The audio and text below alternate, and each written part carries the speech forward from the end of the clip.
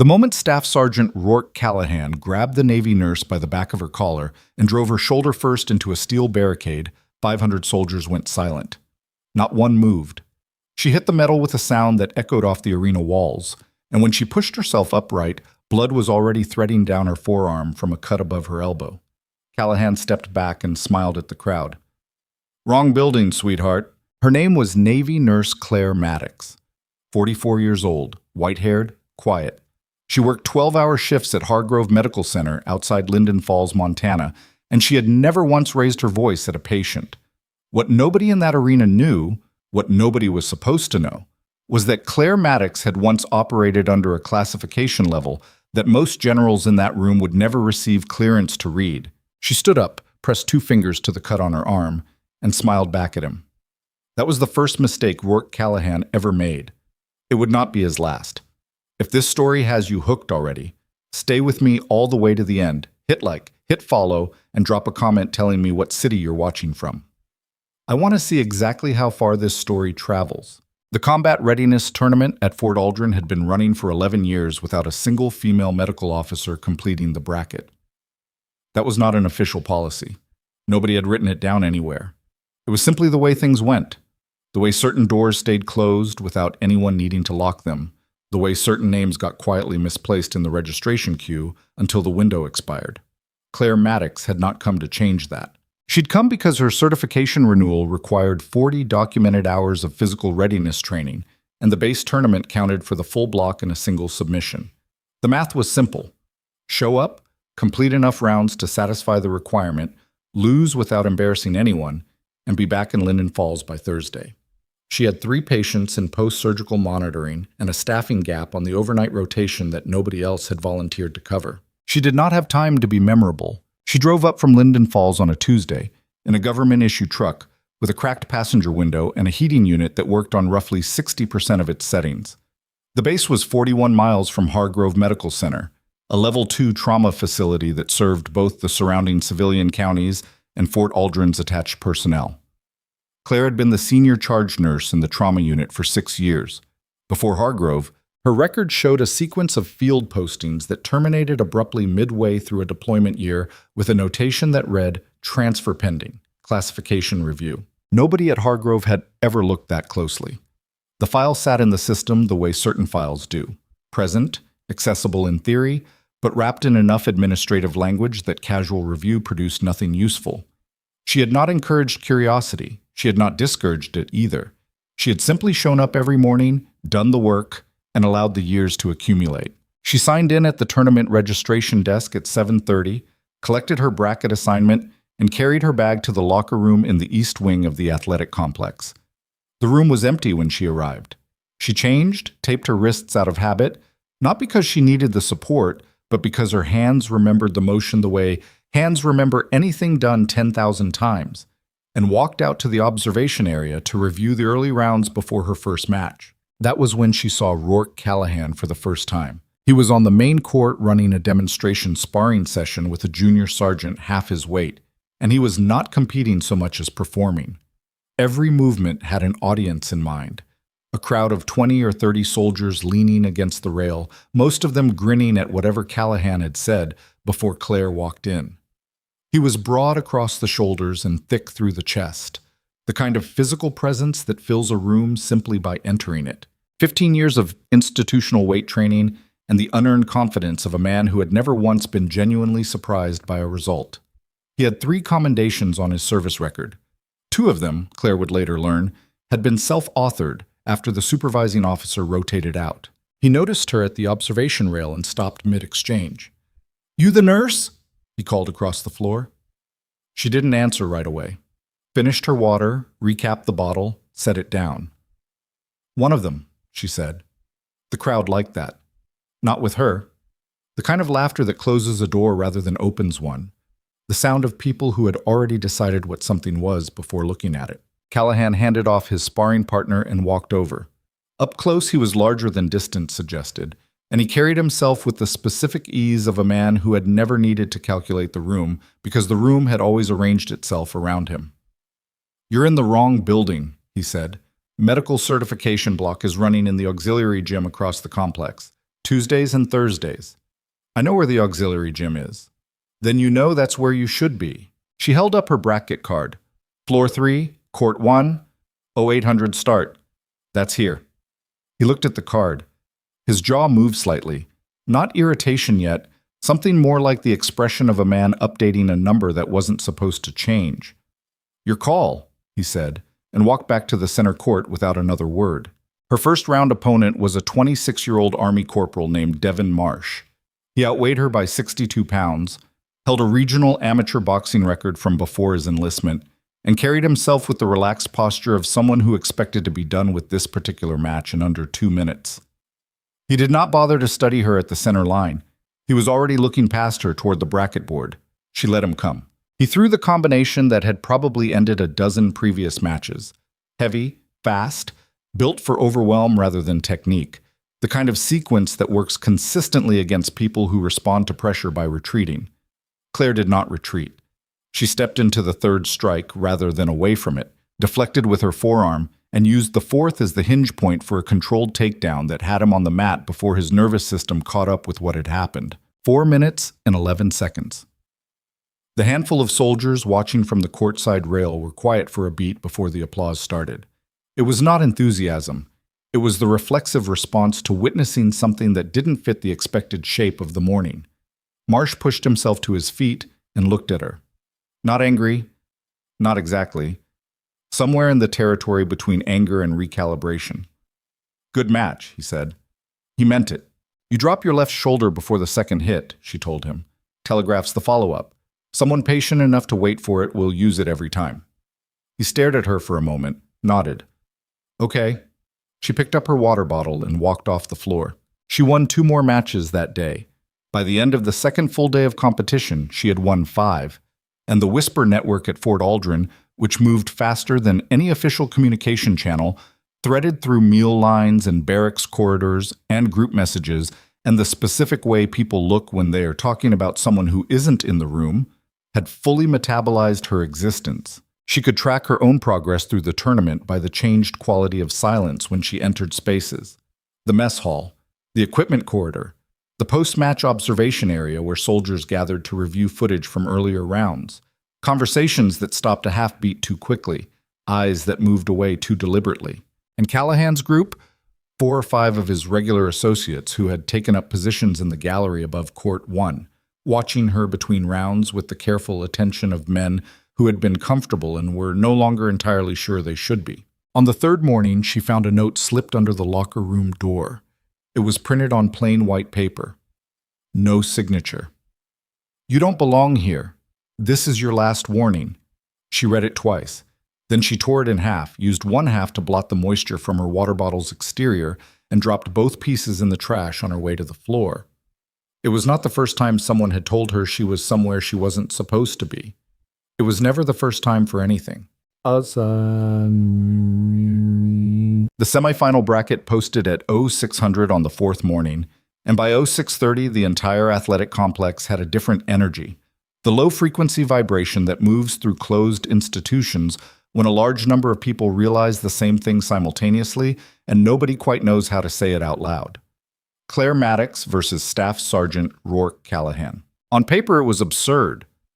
Callahan was the 2-time defending champion with a structured fighting background, institutional support from half the senior NCOs at Fort Aldren, and a physical advantage that any objective assessment would have called decisive. Claire was a Navy nurse in her mid-40s who, as far as anyone's records indicated, had spent the last 6 years managing trauma rotations and IV lines in the specific brand of administrative chaos that defines American military medicine. The bracket didn't care about any of that. 2 hours before the scheduled match, Claire was in the medical observation room reviewing patient intake documentation. Her actual job, which had not paused simply because the tournament was running, when the door opened and Callahan stepped inside and closed it behind him. He waited until he was certain they were alone. Then he spoke. "I'll give you one chance to walk away clean," he said. "Withdraw from the bracket, cite a minor injury. Nobody makes anything of it. Your record stays exactly where it is." Claire finished the notation she was writing, set the clipboard on the counter. "Why would I do that?" "Because I have relationships in the nursing division administrative office," he said. "Evaluation review cycles. assignment documentation, the kind of paperwork that follows a person through every posting for the rest of their career. He said it the way men like him say things like this: level, unhurried, the tone of someone reading a predictable outcome rather than issuing a threat. I'm not here to fight you. I'm explaining how this installation works. I've worked in military medicine for 20 years, she said. I know how installations work. Then act like it. She looked at him. Not with fear. She had made peace with the texture of fear a long time ago, understood it as information rather than instruction. Not with anger either. Something quieter and more durable than anger. I'll see you on the floor, Staff Sergeant, she said, and picked up her clipboard. Callahan stood there for another 2 seconds. Then he left. What neither of them knew at that moment, what Claire herself did not yet fully understand, was that the 4 civilians who had settled into the upper observation gallery on the second day of the tournament were not there because they had any interest in the competition. They had arrived with press credentials from 2 different news organizations. Neither set of credentials was real. One of the men had not written a single note in his notebook all week. He used it as a prop and a reason to keep his eyes moving without appearing to surveil. They had not come to watch Callahan fight. They had come because 14 months of investigative work had produced a convergence, a point at which multiple separate threads of inquiry had braided themselves into something that required physical presence and direct observation. Callahan was one thread. Fort Aldren's administrative structure was another. And the third, the thread that none of the 4 civilians had anticipated when the investigation opened, was Claire Maddox herself, whose name had surfaced in a document review 6 weeks ago in a way that produced a very long silence in a conference room in Washington. Claire did not know about the conference room. She knew about her own history. She carried it the way people carry things they have decided to stop setting down. The locker room had a different problem waiting for her at 06:15 on the morning of the semifinal.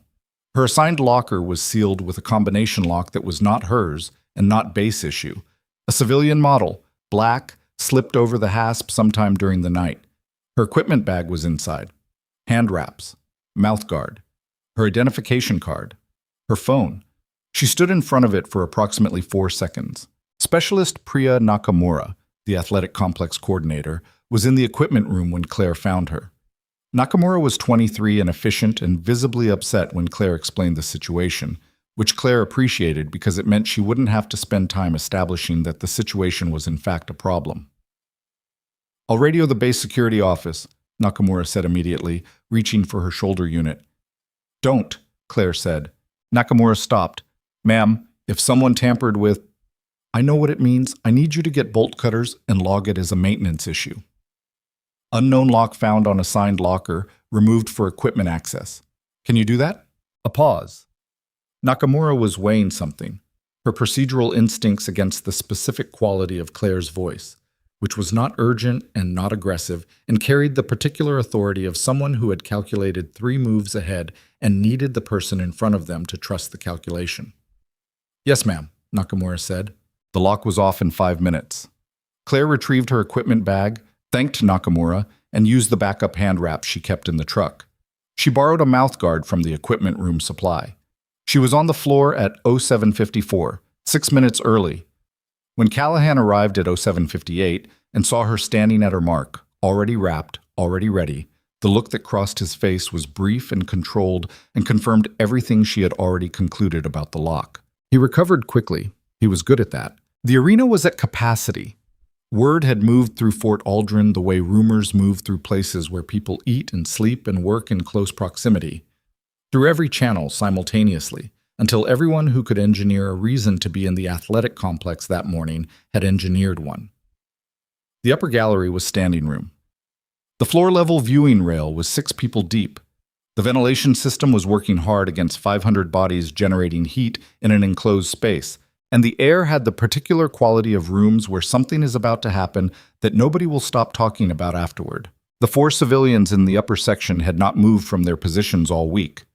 One of them was watching Callahan's group of associates at the rail below with focused, unhurried attention.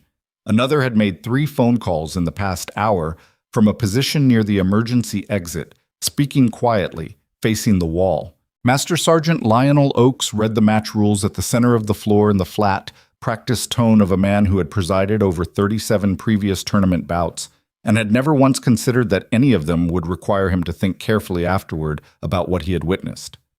He was about to reconsider that. Claire stood at her mark.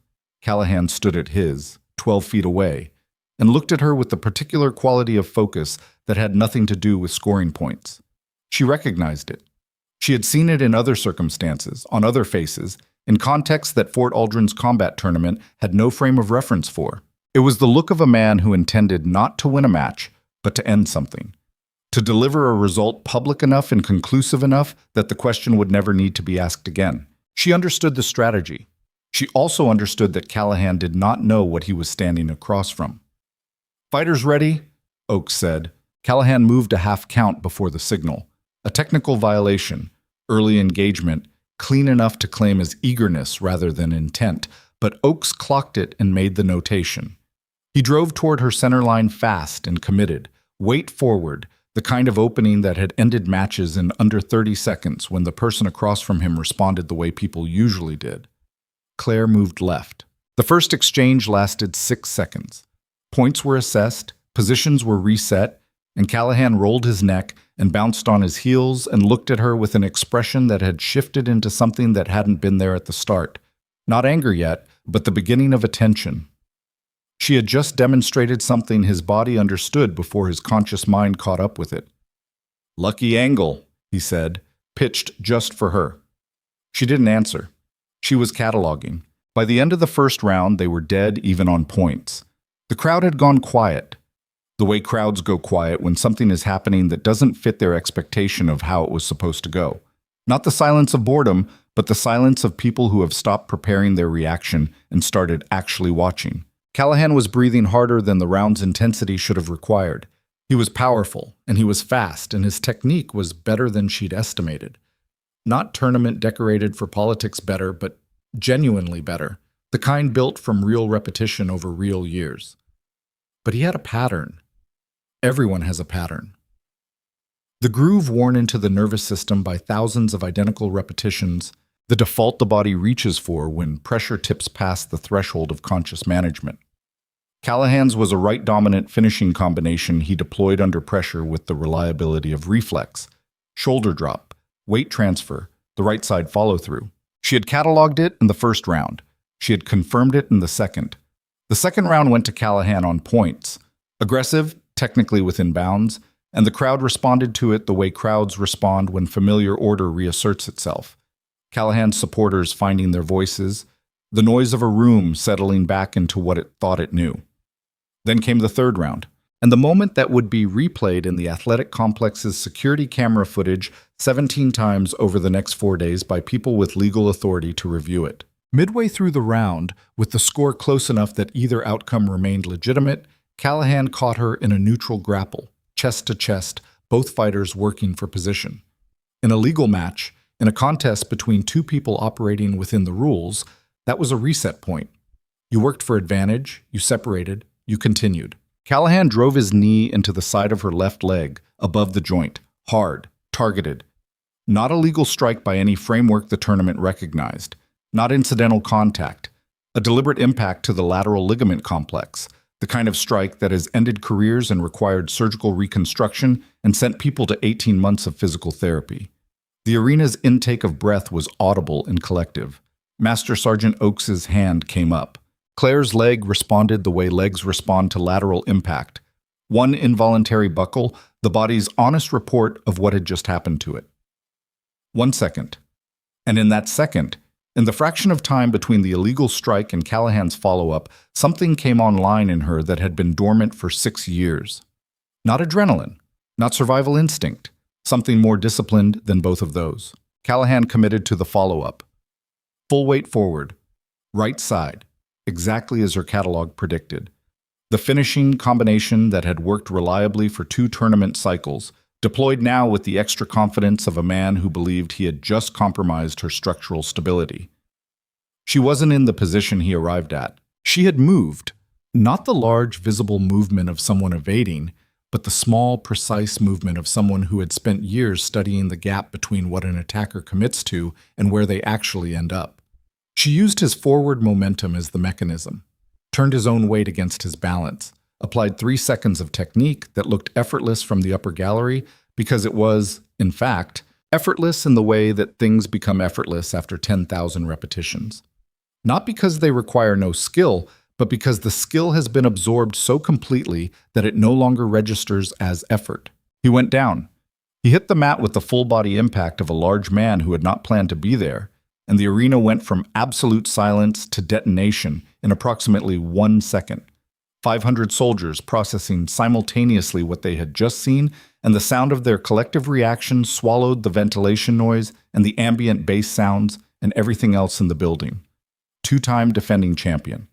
On the floor. Above them, in the upper gallery, the man with the notebook put it in his jacket pocket. The second civilian reached for his phone and stepped toward the emergency exit. Oakes stood over Callahan, who was on his back, staring at the ceiling with the expression of a man whose entire working model of the situation has just been invalidated, and called the match. Claire stepped back to the perimeter. Her leg ached with a specific and focused intensity that she noted and filed and would deal with later. She stood straight. She breathed. She waited for the administrative completion of the result. When she turned toward her corner to retrieve her water bottle, she saw the military police. 4 of them. Positioned at the main access points of the arena floor. Not moving toward anything, not responding to any visible incident, simply present, in the deliberate way of people who have been told to be somewhere and are waiting for the next instruction from someone they are not in the room with. She noted that. She noted something else. One of the 4 civilians from the upper gallery was crossing the floor, not toward Callahan, who now had medical staff around him, not toward the tournament officials, but specifically toward the 2 associates who had been whispering with Callahan between rounds, and were now standing very still at the rail, with the look of men who had just recognized a situation for what it was.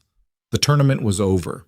Claire was not sure yet what it had become instead. She picked up her water bottle, pressed her thumb against the reopened cut on her forearm. Thin, bright, not serious. She'd need to clean and tape it before it became a problem. She was still running that calculation when she registered movement in her peripheral vision and looked up to find a man in civilian clothes changing direction toward her with the purposeful, unhurried stride of someone who has been patient for a long time and has finally arrived at the moment they were patient for. He reached her, stopped, held out an identification wallet. The seal on it was one she had not seen in 6 years. She did not need to study it to know what it meant. She had spent a portion of her life in close enough proximity to that seal that recognition was immediate and involuntary, the way certain sounds and smells and visual patterns bypass conscious processing entirely and land somewhere older and more direct. He said her full name, first, middle initial, last.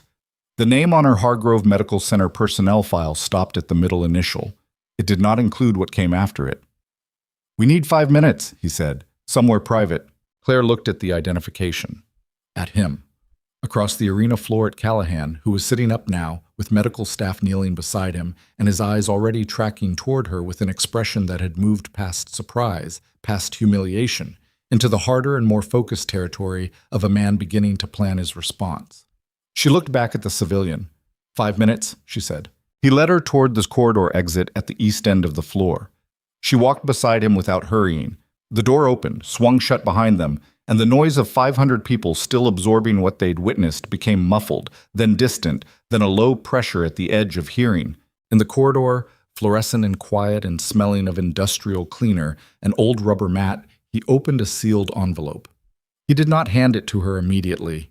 He held it and spoke first, told her what the past 3 weeks had looked like from his side of it, what 14 months of prior work had produced, why 4 of them had been sitting in the gallery, and what, specifically, her name had meant when it surfaced in a document review that had not been looking for her. She listened without interrupting, without changing expression. She was very good at that, had always been good at it, had trained herself in it until it became the default, though training was the wrong word for something that had been pressure-formed rather than developed. When he finished, she was quiet for a long moment. "How long have you been watching him?" she asked. 14 months? And me? A pause. Not evasion, calculation, the kind that precedes honesty rather than replacing it. "That's the conversation we need to have," he said. He held out the envelope. She looked at it. She knew what was inside. Chucky, Not the specifics, but the shape of it.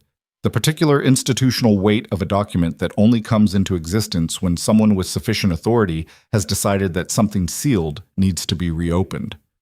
She had spent 6 years in Linden Falls not thinking about documents of that shape, not thinking about the classification level on her transfer notation, not thinking about the years that the notation bookended. The envelope had apparently not extended her the same courtesy.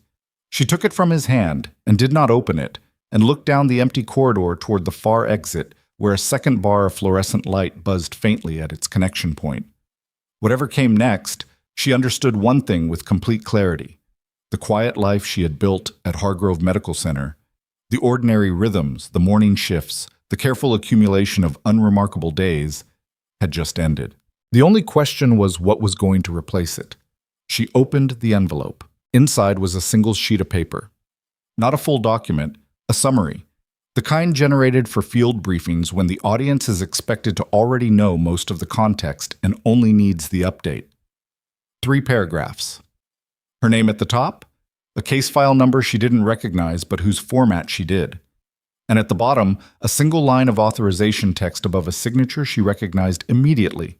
Not because she knew the person, but because the office attached to the name was one she had reported to, indirectly, for 3 years of her life, that her Hargrove personnel file described only as a classification gap. She read it twice, folded it along its original crease, and handed it back. "What do you need from me?" she asked. The man, he had given her a name in the first 30 seconds that she had already decided was operational rather than real, took the paper without looking at it. "Right now, nothing. We're still in the observation phase. What happened in there today?" He tilted his head toward the arena door behind them. "Accelerated a timeline we weren't planning to accelerate yet. Because of me or because of him? Both." He put the envelope back inside his jacket. "Callahan filed a complaint against you 20 minutes ago, before the match ended." Claire was quiet for a moment. "He filed it before the match ended. Submitted electronically from his phone. We have the timestamp." She absorbed that. Pre-filed. Which meant he'd written it before he walked onto the floor, or had someone write it for him, or had kept a draft ready for the contingency that she didn't go down the way he'd planned. That level of preparation was either paranoia or experience, and nothing she'd seen of Callahan suggested paranoia. "What does it allege?" "Unprofessional conduct, misrepresentation of medical credentials, fabricated service history." He paused. "And an illegal technique in the 3rd round." The irony of that last item was not lost on her. She didn't comment on it. "What happens to my assignment at Hargrove while this is reviewed?" "That's what I needed 5 minutes to explain." She looked at him steadily. "Administrative suspension pending investigation," he said. "Nursing duties only. You're off the floor until the complaint is resolved. It's procedural. It can't be avoided without tipping our hand." "How long?" "Depends on how fast things move." He held her gaze. "We're going to need you to let it happen. Let it happen." She had heard that phrasing before, in other corridors, from other people with other sealed envelopes. It meant, the thing that looks like it's being done to you is actually being done for a reason, and the reason is one you're not cleared to know yet, and your cooperation requires a degree of trust that the situation has not yet earned. She had been asked to extend that trust before. It had cost her, both times, in ways that had taken years to settle into something she could carry without noticing the weight every day. "All right," she said. He nodded, reached into his jacket again and produced a second item, a small card with a number printed on it. No name, no agency identifier, just 10 digits. "If anything changes in your environment before we make contact again, use that." She took the card, looked at the number long enough to commit it, then put the card in her jacket pocket. "One question," she said. "Go ahead." "The document review that surfaced my name. What document?" He was quiet for long enough that she knew he was deciding how much was operational and how much was fair. "Transfer order," he said finally. "From 2009. The one that ended your last field assignment."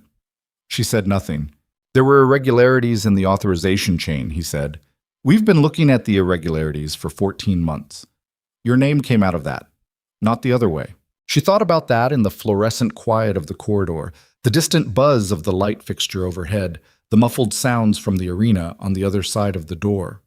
2009 was a year she had spent considerable energy making into something ordinary in her memory, sanding down the edges, removing the specific texture of it. She had been mostly successful, mostly. "I'll wait for your contact," she said, and turned toward the main exit. She did not look back. The drive back to Hargrove Medical Center took 41 minutes on a road that ran through flat scrubland in one small town with a grain elevator and a gas station and nothing else for 8 miles in either direction. She drove with the window cracked, despite the cold, because the heating unit's 60% reliability had chosen this particular morning to reduce further, and the outside air helped her think. By the time she pulled into the staff parking lot, she had reconstructed the shape of what was happening well enough to understand her position within it. The reconstruction was not reassuring, but it was clear, and clarity was more useful than comfort. She had 2 hours before her next shift. She used them to sit in her truck and review the variables with the systematic attention she would have applied to any other problem. Not because she was calm, exactly, but because she had long ago trained the part of herself that wasn't calm to wait its turn. The formal suspension notice arrived the following morning, delivered to her Hargrove department chief by a base administrative officer who looked like he would have preferred to be doing almost anything else. The department chief was Dr. Ansel Farrow, a 49-year-old trauma surgeon who had worked alongside Claire for 4 of her 6 years at Hargrove and had the kind of institutional respect for her that accumulates quietly through 1,000 small moments of competence witnessed and relied upon. He called her into his office within 15 minutes of receiving the notice, which she appreciated because it meant he wasn't going to manage around her. "Administrative hold," he said, sliding the document across his desk. "Nursing duties suspended pending complaint resolution. You can still be on site in a support capacity, but no patient care contact." She read the notice. The language matched what the civilian had told her. Procedural, narrow, technically defensible. "Who signed the complaint?" she asked, though she already knew. "Callahan." Farrow's voice was flat. He had opinions about that, but was choosing the economy of not expressing them. "There's a supplemental from a lieutenant colonel, Nathan Briggs. He's in the command structure above Callahan's unit." That was a new name. She filed it. "Briggs," she said. "What's his role in the tournament oversight?" Farrow looked at her over the document. "I don't know, but he's the one who requested the suspension be processed on an expedited timeline." He paused. "Claire, is there anything I need to know about this?" She considered the question seriously, which it deserved. "The complaint is fabricated," she said. "The technique allegation specifically, Callahan threw an illegal strike in the 3rd round. Oakes logged it. That's on the official record. I know. 3 people in this building saw the match. The footage is circulating." His jaw tightened slightly. "That's not the part I'm worried about." "What part are you worried about?" "The service history allegation." He said it carefully. The way doctors say things they're not sure they should be saying. "The complaint claims your nursing credentials are misrepresented, that your qualifications don't match your submitted record." "My nursing credentials are fully documented and current," she said. "Every certification, every renewal, every clinical hour. That's verifiable through the state board and the federal registry." "I know that too." Farrow folded his hands on the desk. He was a careful man, thorough, the kind of surgeon who operated the same way whether the gallery was full or empty. "But there's a portion of your service history pre-Hargrove that the investigative office is flagging as incomplete. Transfer notation with a classification gap." There it was. "That gap is legitimate," she said. "It exists because the assignment it covers was classified. The documentation is there. It's just not accessible through standard channels. Can you get it?" She thought about the man in the corridor and the sealed envelope, and the number on the card in her jacket pocket. "Not immediately," she said. Farrow looked at her for a long moment. She could see him running the same calculation she had run in her truck the previous evening, the one where you lay out what you know against what you don't know and try to decide whether the architecture of the situation is what it appears to be or something else. "All right," he said. "You're still on site. I need you for consulting on the Mercer post-op and the Dillon case. I'll document it as administrative support. Nobody's going to argue that I need your brain even if I can't use your hands." It was the most he could do within the constraints. She knew that. "Thank you, Ansel," she said. He waved it off the way he always waved off things he'd done that were worth acknowledging. She walked out of his office and into the hallway and stood there for a moment with her hand flat against the wall. Not for support, just contact, just the specific texture of institutional paint over drywall, something solid and ordinary. Then she went to work. The consulting role kept her in the building, but out of direct patient contact, which meant she spent a lot of time in corridors and supply rooms and the small documentation office adjacent to the trauma bay, close enough to the work to be useful without technically performing it. It was a specific kind of frustration, being that close and that constrained, and she dealt with it the way she dealt with most frustrations, by using the time for something. What she used it for was observing. By the end of the first day of suspension, she had noticed 3 things. The first was that the complaint had already generated hallway conversation at Hargrove. Not widespread, not hostile, but present. The specific murmur of an institution processing information about one of its own and not yet having decided what to make of it. The second was that a man she didn't recognize had been in the visitor waiting area for most of the morning, not waiting for anyone, not checking his phone, just present in the way of someone conducting extended observation of a space. The third was that 2 of her nursing colleagues, Deanna Fitch and Ortega, the overnight charge, had independently made a point of finding her during their breaks to tell her, without being asked, exactly what they had seen happen in the arena, and that they had both already submitted written statements to the tournament review board. She had not asked them to do that. "We were there," Deanna said simply, in the break room over bad coffee. "We saw what he did to your leg. Everybody saw it." "Thank you," Claire said. "Don't thank me. I've been writing complaints about Rourke Callahan through the nursing liaison office for 2 years. Deanna's voice had the specific edge of someone who has filed the correct paperwork the correct number of times and received the correct institutional silence in response. Nothing happened. Then you put him on the mat in front of 500 people and suddenly there's paperwork moving in both directions. She looked at Claire across the table. "Whatever you're doing, don't stop." Claire wrapped both hands around her coffee cup. "I'm suspended," she said. "I'm not doing anything." "Right," Deanna said, and the flatness of it was the closest thing to humor either of them had managed in 2 days. Callahan's formal complaint moved through the military administrative process with a speed that confirmed what Claire had already suspected, that it had institutional backing, that someone with rank and access was prioritizing its progression. By the 3rd day of her suspension, the investigating officer assigned to the case had requested access to her complete service record, including the pre-Hargrove classification gap, and the request had been forwarded to the appropriate federal office with a timeline that someone was clearly pushing. That evening, her phone rang. The number was not in her contacts. She answered it. "The request hit our office this afternoon," the civilian from the corridor said. "We expected it. It's fine." "Is it?" "It accelerates things slightly. Nothing we can't manage." A pause. "Briggs submitted a supplemental recommendation today. He's pushing for the suspension to convert to administrative separation. Termination. Dressed in procedural language, but that was the word. On what basis? The classification gap. He's framing it as an integrity issue. Undisclosed service history. Potential credential misrepresentation. It's a legal theory that falls apart the moment anyone with the right clearance reviews the actual record. But that review takes time, and in the interim, the suspension holds and the termination recommendation sits on file," she said.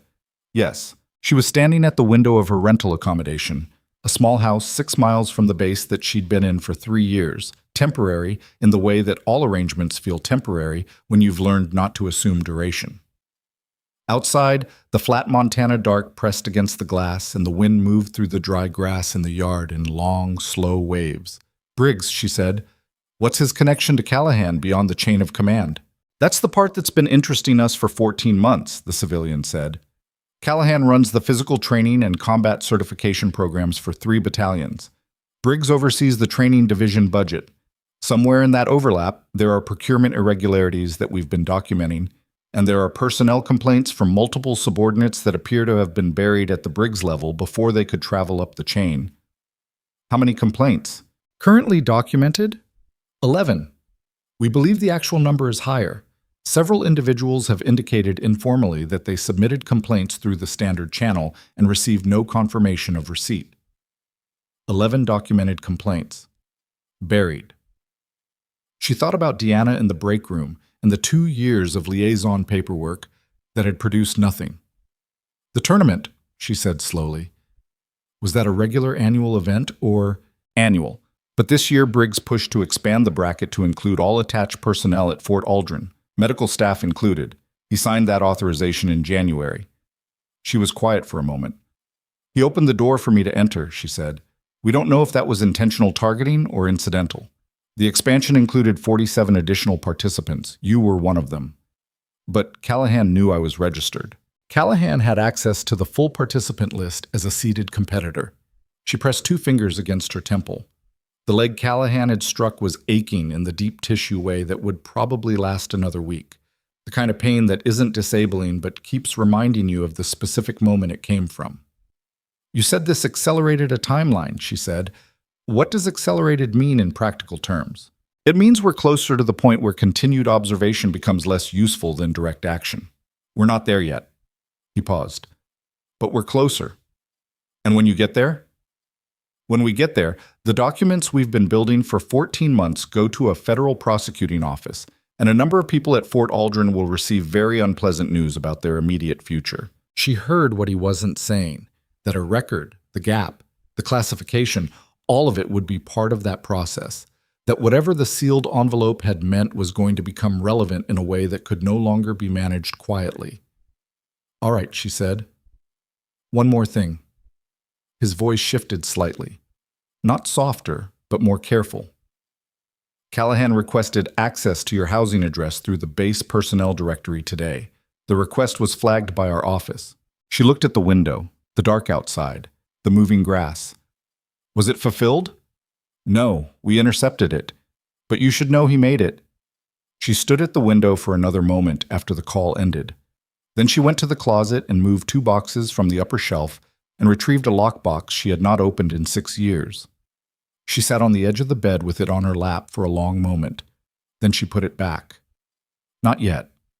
On the 5th day of her suspension, Specialist Nakamura, the athletic complex coordinator who had cut the lock, sent her a message through the base internal system. It was brief. 3 more people came forward to the tournament review board this morning. You don't know them. They asked me to tell you anyway. She read it twice. Sent back. Thank you. She thought about the geometry of it. Callahan had operated for years inside an institution that had decided, collectively and individually, that the cost of opposing him was higher than the cost of accommodation. That was not unique. It was the oldest institutional calculation there was. But the calculation was fragile in a specific way, which was that it depended on the assumption of his permanence. The moment that assumption became questionable, the math changed, and 500 people had watched his permanence become questionable in approximately 3 seconds of a 3rd round. The witnesses who stayed silent for 2 years were not cowards. They were people doing the math available to them. The math had changed. By the end of that day, the Tournament Review Board had received formal statements from 9 individuals, including 2 junior NCOs who had filed previous complaints through Briggs's office and received no response. A staff judge advocate had been assigned to review the complaint record. Callahan was apparently aware of this. He made 2 phone calls to the base nursing administrative office, which were logged but not unusual in themselves. He submitted a supplemental statement to the investigating officer describing Claire's technique as clearly trained to injure rather than score, which the investigating officer noted without comment and forwarded to the staff judge advocate. He also, according to a source in the athletic complex that Nakamura confirmed without being asked, spent 40 minutes in Briggs's office on the afternoon of day 5 with the door closed. What happened in that office was not known. What happened after it was. On the morning of day 6, Claire arrived at Hargrove to find Farrow waiting for her in the parking lot. He was in his street clothes, which meant he had not yet started his shift, which meant he had come early specifically to intercept her before she walked through the door. That was not a good sign. What happened? She said. Briggs escalated overnight. He looked tired. The particular tired of someone who has spent the small hours dealing with institutional machinery they did not expect to be operating at that hour. He sent a formal recommendation to the nursing division director, not just administrative separation. He's requesting a review of your nursing license on the basis of the service history discrepancy, referring it to the state board. The state board. That was a different category of problem entirely, Administrative separation was internal, reversible, a career disruption. A state board license review was public record. It would affect every hospital, every future posting, every professional reference for the rest of her working life. He can request a review, she said carefully. That doesn't mean the board initiates one. No. But the nursing division director received the referral this morning and called me an hour ago asking for my assessment of your professional conduct. Pharaoh's voice was controlled and even, and carrying the specific weight of a man who is angry and has decided that anger is not the right instrument for what he's about to say. I told her your conduct has been exemplary for 6 years, and that the complaint is retaliatory and procedurally improper. I told her that in writing, and I copied the staff judge advocate. He paused. But Claire, if the board initiates a formal review, I can't stop that process. Nobody at Hargrove can. She stood in the parking lot in the early Montana cold, her breath visible, the mountains to the west pale and flat in the morning light. She thought about the card with the phone number in her jacket pocket. She thought about 14 months. She thought about the accelerated timeline. She thought about Deanna Fitch and 2 years of paperwork and institutional silence. I know, she said. Is there anything you're not telling me that I should know? Pharaoh asked. Not accusatory, genuine. The question of someone who has decided to be in your corner and wants to make sure he understands the terrain. She looked at him. She calculated what was operational and what was fair. There are things I can't tell you yet, she said. Not because I don't trust you, because the timing matters. He absorbed that, nodded once, slowly. All right, he said. Then let's go in. They walked through the parking lot together and through the main entrance and into the institutional smell of the building, antiseptic and floor cleaner, and the particular ambient warmth of a medical facility that never fully cools. And Claire put the board review and the license referral and Briggs's name into the compartment in her mind where she kept the things that required action and could not receive it yet. And she walked to the documentation office and sat down and began her consulting work for the morning. She was reviewing post-surgical notes on the Mercer case when the trauma bay doors opened hard at 0917 and the paramedic's voice cut through the department with the specific pitch of a call coming in fast. Training accident, blunt chest trauma, suspected tension, pneumothorax, rapid deterioration, en route. Claire was already on her feet. Old reflex, 6 years of it. Victim is Staff Sergeant Rourke Callahan. She stopped. The room processed the name half a second after she did. She saw the pause move through the nurses and the resident on duty and the attending who was coming through the side door still pulling on his gloves. The brief recalibration of everyone who had seen the footage from the arena or heard the hallway talk or filed a statement with the review board. Callahan was on the gurney. She could see that much from where she stood in the doorway. Massive, gray-faced, not moving with the autonomous small movements of consciousness. The paramedic was still reporting, training fall from an elevated structure, approximately 18 feet, initial presentation with bilateral breath sounds that had deteriorated significantly in transit, blood pressure dropping, tension pneumothorax. Air accumulating in the chest cavity with nowhere to go, compressing the heart, cutting off venous return. Without intervention in the next few minutes, the heart would stop. The mechanism was simple. The timeline was not. The attending, Dr. Vasquez, was good. She had worked with him for 3 years, and she knew how good he was. He was moving efficiently, calling for the chest decompression kit, positioning himself at the gurney. He was also 4 weeks out of his own injury, she remembered. Right shoulder, partial tear, had returned to duty cleared but with a documented range of motion restriction that affected his upper reach angle. She watched him reach for the position, watched the slight compensation in his shoulder, watched the needle placement angle and understood, in the specific and immediate way of someone who has performed this procedure in conditions far worse than a level 2 trauma bay, that the angle was 3 degrees off from optimal and that 3 degrees in this presentation, with this patient's chest wall depth and the severity of the compression, was going to matter. She was suspended. She was not cleared for patient contact. She crossed the room. Vasquez, she said. Let me. He looked up. 1 second of assessment, her, the patient, the situation, the institutional reality sitting between them. You're on hold, he said. I know. Claire, his depth is wrong for your angle, she said. You know your shoulder. Let me. Another second. On the gurney, Callahan's blood pressure reading dropped another increment, and the monitor alarm shifted pitch. Vasquez stepped back. She took the needle. Her hands did not shake. They had not shaken in 20 years.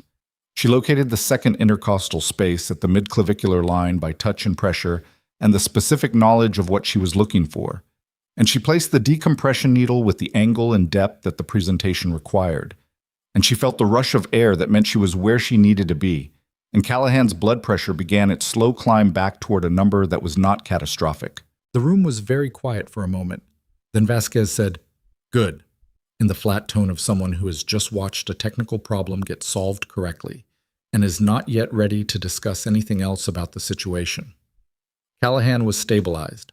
Not safe, not close to safe. He needed surgery and probably several days in the ICU, but not dying in the next 4 minutes, which was what he had been 40 seconds ago. Claire stepped back from the gurney, set the used equipment on the tray, stripped her gloves. She looked at Callahan's face, gray and slack and breathing in the shallow, reluctant way of someone whose body is working hard just to keep up. He was unconscious. He had no idea where he was or who was in the room with him. She thought about the lock on her locker, the pre-filed complaint, the housing address request flagged in someone else's system. She thought about Deanna Fitch's 2 years of paperwork. She picked up his chart from the tray, reviewed his vitals, made 2 notations in the margin that the charge nurse confirmed with a nod, and walked out of the trauma bay. In the corridor, she stopped and leaned against the wall with both hands flat on the surface and breathed. Not from the effort of the procedure, from the specific weight of having made the choice she had just made without hesitation and without conflict and without any complicated internal negotiation, which told her something about herself that she already knew but occasionally needed to confirm. She would have done it for anyone. Even him. Her phone vibrated in her jacket pocket. She pulled it out. Unknown number. Not the civilians. Different. But the area code was the same. She answered. "Commander Maddox." A woman's voice. Formal, measured, carrying the specific inflection of someone reading from a prepared statement, but also meaning it. "I'm calling from the Office of the Inspector General, Department of Defense. I'm calling to inform you that a formal investigation has been opened into the conduct of personnel at Fort Aldren, including but not limited to the handling of personnel complaints within the Training Division command structure. Your cooperation will be requested as a material witness." Claire stood in the corridor with her hand still flat on the wall. "Commander," the woman continued, "I'm also calling to inform you that the administrative suspension issued against you has been flagged for immediate review on the basis of evidence received this morning. I cannot speak to the timeline of that review, but I want you to know the flag exists." A pause. "Is there anything you'd like to say for the record at this time?" Claire looked down the corridor toward the trauma bay doors. Through the small window, she could see the controlled activity of a room managing a critical patient. She could see Vasquez directing the nursing staff with his left hand, compensating for the shoulder without thinking about it. "Not yet," she said. "Understood. We'll be in touch within 24 hours. Another pause, briefer. "And Commander, I was informed of what happened in the trauma bay 8 minutes ago, for what it's worth." The call ended.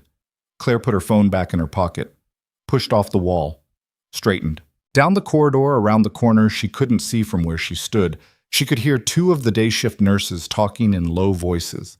Not about Callahan, not about her, just the ordinary business of the floor. Medication schedules, a family update, someone's coverage swap on Thursday.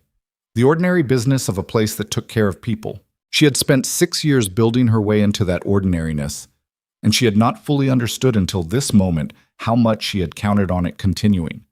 How much the morning shifts and the Mercer post-ops and the bad break room coffee and Deanna's dry half-humor had become the thing she organized herself around. It would continue, or it wouldn't. There were variables she didn't control and timelines she couldn't accelerate, and 14 months of someone else's investigative work that was going to resolve on its own schedule. What she controlled was the next 8 hours. She went back to the documentation office and sat down and picked up where she had left off on the Mercer notes. And the morning moved forward the way mornings do. Unevenly, with interruptions, not at all the way anyone plans. At 13:47, she looked up from a chart to find Dr. Farrow standing in the doorway of the documentation office. Behind him, barely visible in the corridor, were 2 people in suits she didn't recognize.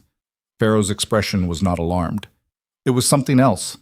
Careful, controlled, the expression of a man who has received information and is managing his response to it. "Claire," he said, "there are some people here who need to speak with you." She looked past him at the two suits, looked at Pharaoh. "Do I need a lawyer?" she asked. "I don't think so," he said, and then quieter. "I think it's finally going the other direction." She set down the chart. Behind the two suits, further down the corridor where the light was worse and the angle made it hard to see clearly, she could just make out a third figure, and the particular shape of the identification wallet in his hand, held open, seal visible. The civilian from the corridor. He wasn't watching her, he was watching the two suits, and his expression was the expression of a man who has been patient for a very long time and has just reached the moment the patience was for. She stood up and pushed in her chair and walked toward the door. The two suits were a man and a woman, both mid-40s, both carrying the particular stillness of people who had sat through enough difficult conversations to have stopped being nervous about them. The woman introduced herself as Special Agent Renata Ubre, Department of Defense Inspector General. The man was her partner, Special Agent Marcus Tully. They had credentials that matched their names, and their names matched a federal case file number that the civilian, whose actual name turned out to be Garrett Swim, which sounded invented but wasn't, had mentioned on the phone 2 nights ago without using directly. Pharaoh found them a consultation room on the second floor. It had a table, 4 chairs, a whiteboard with somebody's forgotten medication dosage calculations still on it, and a window that looked out over the staff parking lot and the flat Montana distance beyond. Pharaoh offered coffee. Nobody took it. He left them to it and closed the door, and the sound of the hospital receded to a low, institutional hum. Uber set a recorder on the table and identified the date, time, and participants. Standard. Claire watched her do it with the attention of someone noting procedure rather than content. "Commander Maddox," Uber began, "we want to be transparent with you about where this investigation currently stands, because we're going to need your cooperation going forward, and we think you're owed the context." "All right," Claire said. "The investigation into personnel conduct at Fort Aldren opened 14 months ago as a procurement audit," Tully said. He had a direct, unhurried delivery that suggested he'd had this kind of conversation many times and had learned that efficiency was kinder than preamble. Budget irregularities in the Combat Training Division, equipment procurement, contract allocations, some vendor relationships that didn't survive scrutiny, standard financial misconduct territory. "But it widened," Uber said. "It always widens," Tully said, and the flatness of it carried years. "As we followed the financial threads, we found a pattern of personnel complaint suppression that was directly tied to the budget irregularities," Ubre continued. "Specifically, soldiers and medical staff who raised concerns about training practices, safety violations, equipment misuse, a range of conduct issues, were finding their complaints disappearing at the command level. No record of receipt, no investigation. In several cases, the complainants experienced adverse career actions within weeks of submitting." Claire thought of Deanna. 2 years. 11 documented. Probably more. "Briggs," she said. "Lieutenant Colonel Nathan Briggs is the central figure in the complaint suppression," Ubre confirmed. "We have documentation of 23 complaints that were received by his office and never forwarded through the required chain. In 4 cases, we have evidence he actively communicated with the subject of the complaint, meaning Callahan specifically, to notify him of who had filed and what the allegation contained." The room was quiet for a moment. "He was telling Callahan who his accusers were," Claire said. "Yes." She absorbed that. The weight of it was specific and not abstract. She thought about the people who had stayed silent, who had done the math and concluded that filing was not safe, and understood now that the math had been correct. "Where does my record come into this?" she asked. "Swim." Garrett spoke from the chair against the wall where he'd positioned himself slightly outside the main triangle of the conversation. "Your transfer order from 2009 appeared in a batch of historical personnel documents we subpoenaed from the Training Division Administrative Archive. It wasn't filed there by you or by anyone connected to your current posting. It was filed there by Briggs's office 3 months ago." Claire looked at him. "He pulled my transfer order." "He pulled transfer orders for 11 personnel currently attached to Hargrove or Fort Aldren Medical Services. We believe he was building a record, looking for irregularities he could use if any of those individuals became a problem for him. Looking for leverage, she said. Yes, Swim said. She sat with that for a moment.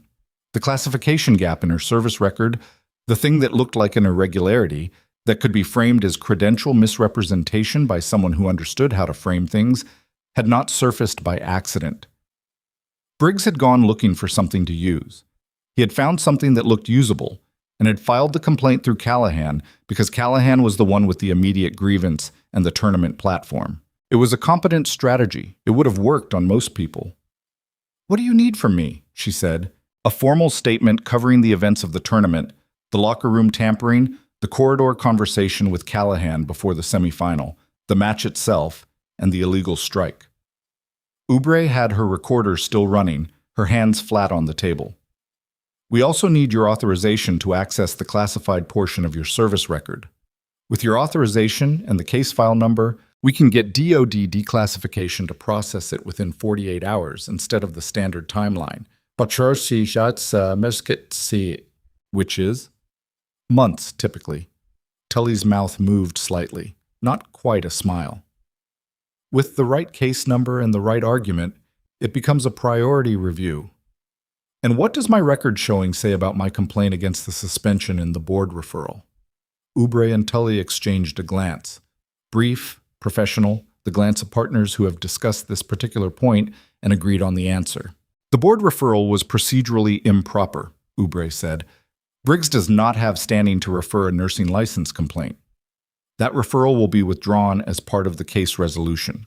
The suspension is more complex because it was processed through a legitimate administrative channel, even if the underlying complaint was fraudulent. We can flag it for expedited review, but we can't unilaterally reverse it." "How long for the expedited review?" "A week. Maybe less, depending on how the next 48 hours develop." Claire looked at the whiteboard. Someone had written vancomycin 25 milligrams per kilogram in green marker and underlined it twice, small loops in the handwriting, probably a resident. "All right," she said. "Let's do the statement." Pochette. The statement took 2 hours and 40 minutes. She was precise and chronological and did not editorialize and answered follow-up questions without the defensive hedge that people use when they're uncertain about what they've said. Oubre ran the recorder and made occasional notes. Tully asked the follow-up questions with the focused patience of someone who understood that the value of a witness statement was in the detail, not the drama. When it was done, Oubre stopped the recorder and labeled the file. "One more thing," she said. "The trauma bay this morning." "Yes," Claire said. "You performed a medical procedure while under an administrative hold that restricted patient contact." "I did. Dr. Vasquez has submitted a statement explaining the clinical decision. He's characterizing it as a supervisory consult in an emergency situation."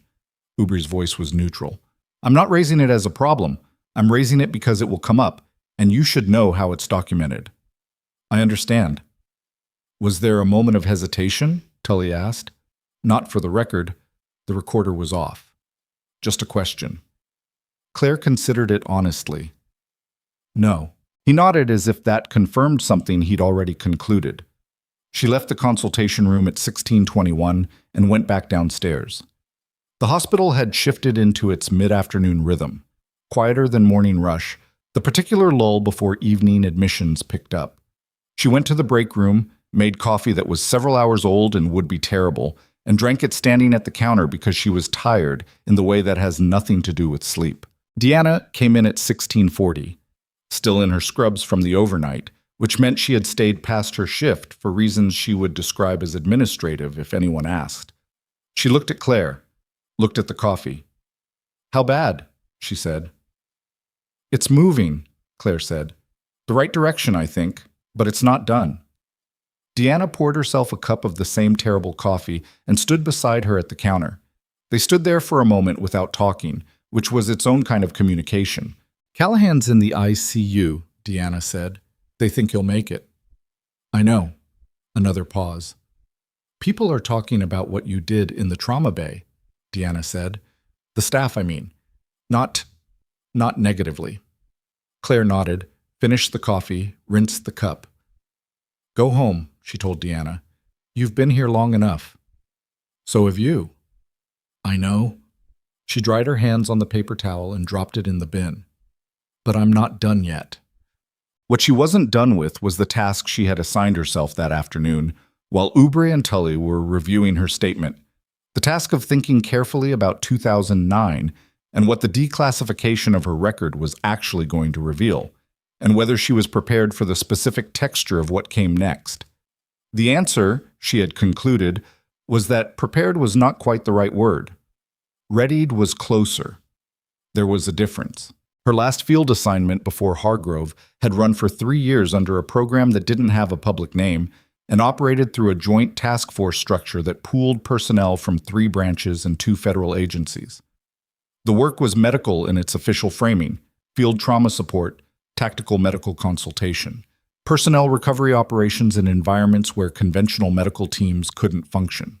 The reality of it was considerably more complex than that framing, and the complexity was the reason the record carried its classification level. She had been good at the work, not perfectly good.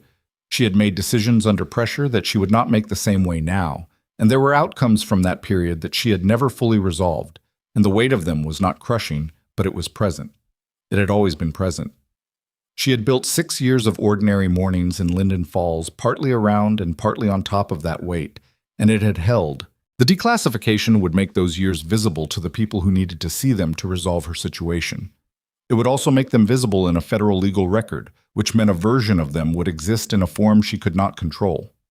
She had decided, standing at the break room counter with bad coffee, that she was all right with that. It took her a moment to confirm that decision was real and not performative, that she wasn't simply telling herself she was all right with something she wasn't.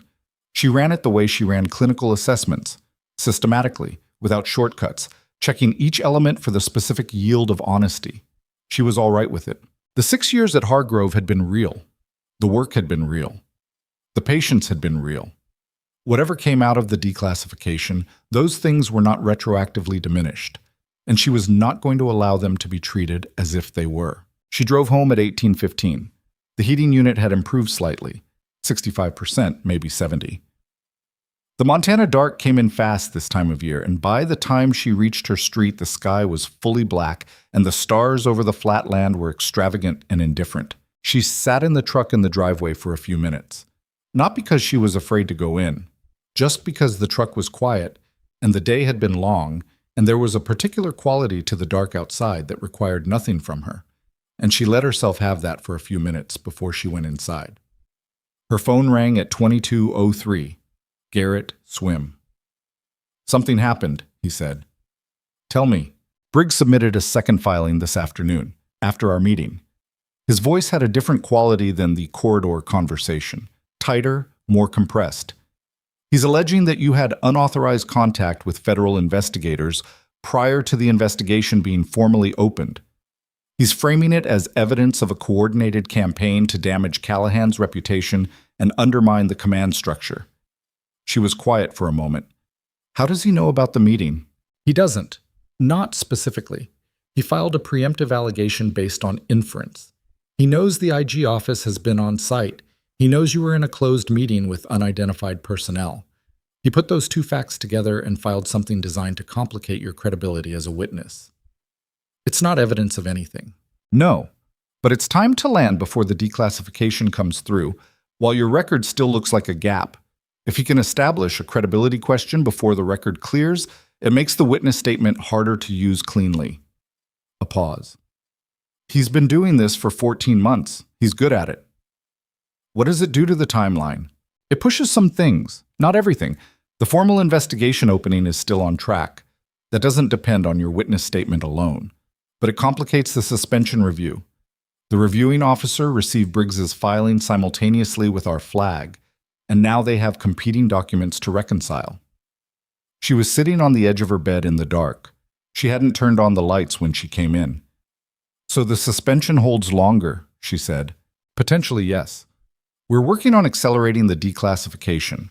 48 hours was the optimistic number, and we're pushing for faster. But Briggs's filing created a legal complexity that his office is going to use to slow everything it can slow.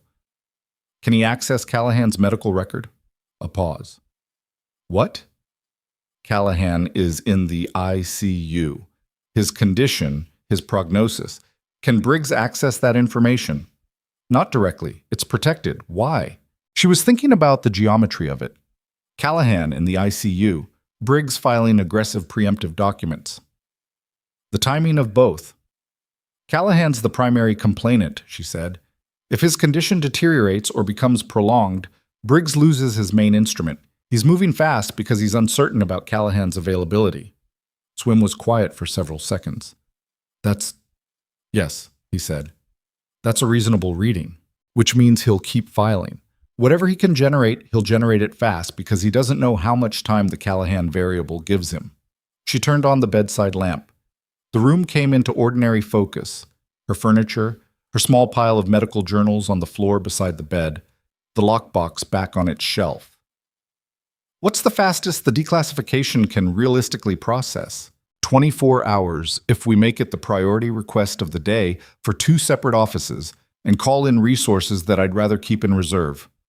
Call them in, she said. A pause. Claire, if we move that fast, we're showing our hand to Briggs's people. They'll know we're accelerating because we're worried about his filings. Good, she said. Let them know we're accelerating. It might keep him occupied with the defensive response long enough for the documents to land. Another silence. Longer. You've done this before? Swim said, not a question. A version of it, she said. Bati. She slept 4 hours and was back at Hargrove by 0600. The morning shift was coming on, the overnight still wrapping its last tasks, the particular handoff energy of a hospital that never actually stops. She went to the documentation office, made decent coffee from the good machine that someone had installed last year and that everyone treated with a kind of careful reverence, and opened the Mercer post-op file. At 0714, Specialist Nakamura called from the athletic complex. The review board met this morning, she said. She had a tight, purposeful voice that Claire had come to appreciate for its complete absence of performance. They reviewed the match footage. All 3 rounds, full angle. They formally logged Callahan's knee strike as an illegal technique resulting in deliberate injury. That's the official terminology from the board chair. The notation goes into the permanent tournament record. Thank you, Specialist. There's something else. A brief pause. 2 of the board members requested that the footage be transmitted to the staff judge advocate's office. The board chair approved the request. It went out at 700. The footage. The specific visual documentation of an illegal strike, now in the hands of the legal office that was also in receipt of Briggs's complaint about Claire's technique. All right, Claire said. One more thing. Nakamura's voice dropped slightly, not in volume, but in register. The shift people make when they're about to say something that costs them something. I want you to know, I filed a statement with the review board last night about the lock, what I saw, what I did. I documented everything, including the conversation we had in the equipment room about how to log it. A pause. I should have filed it immediately. I know that. You filed it, Claire said. Not immediately. Nakamura. She kept her voice level. You filed it. That's what matters. A long moment. Yes, ma'am, Nakamura said, and ended the call. By 0900, 3 things had happened in rapid sequence, the kind of sequence that comes when a process has been building pressure for a long time and finally finds the channel it needs. The first was that the staff judge advocate's office formally requested a meeting with Briggs to discuss the tournament footage and the related complaint documentation. The request was mandatory. Briggs could delay it by hours, but not by days. The second was that a warrant journalist from the base public affairs office, whose name Claire learned later was Sergeant First Class Adrienne Kopp, had begun making inquiries into the complaint suppression history after receiving an anonymous tip that directed her to a specific set of publicly accessible records, the ones that showed the dates of complaint submissions against the training division and the dates of the adverse career actions that followed. She was not the IG office. She was a base journalist, which was a different category of problem for Briggs, because the IG investigation could be managed through legal channels and information control, but Kopp was asking people questions in hallways. The third thing was the call from Hargrove's nursing division director, whose name was Ellen Pruitt, who called Farrow's office at 0856, and whose call Farrow relayed to Claire in the documentation office at 0912, with an expression that was the closest thing to relief she had seen on his face in 2 weeks. "The board referral from Briggs has been formally rejected," he said. Pruitt reviewed the procedural basis and determined he lacked standing. "It's not going forward." He sat down across from her. He looked like he hadn't slept well. "The suspension review is still pending, but the board piece is dead." She let out a breath she had been managing for 6 days. "Ansel," she said, "don't thank me. Pruitt did it on her own review. I just made sure she had the full procedural picture." He folded his hands. "How much longer?" "The declassification is processing. 24 hours, maybe less now." She paused.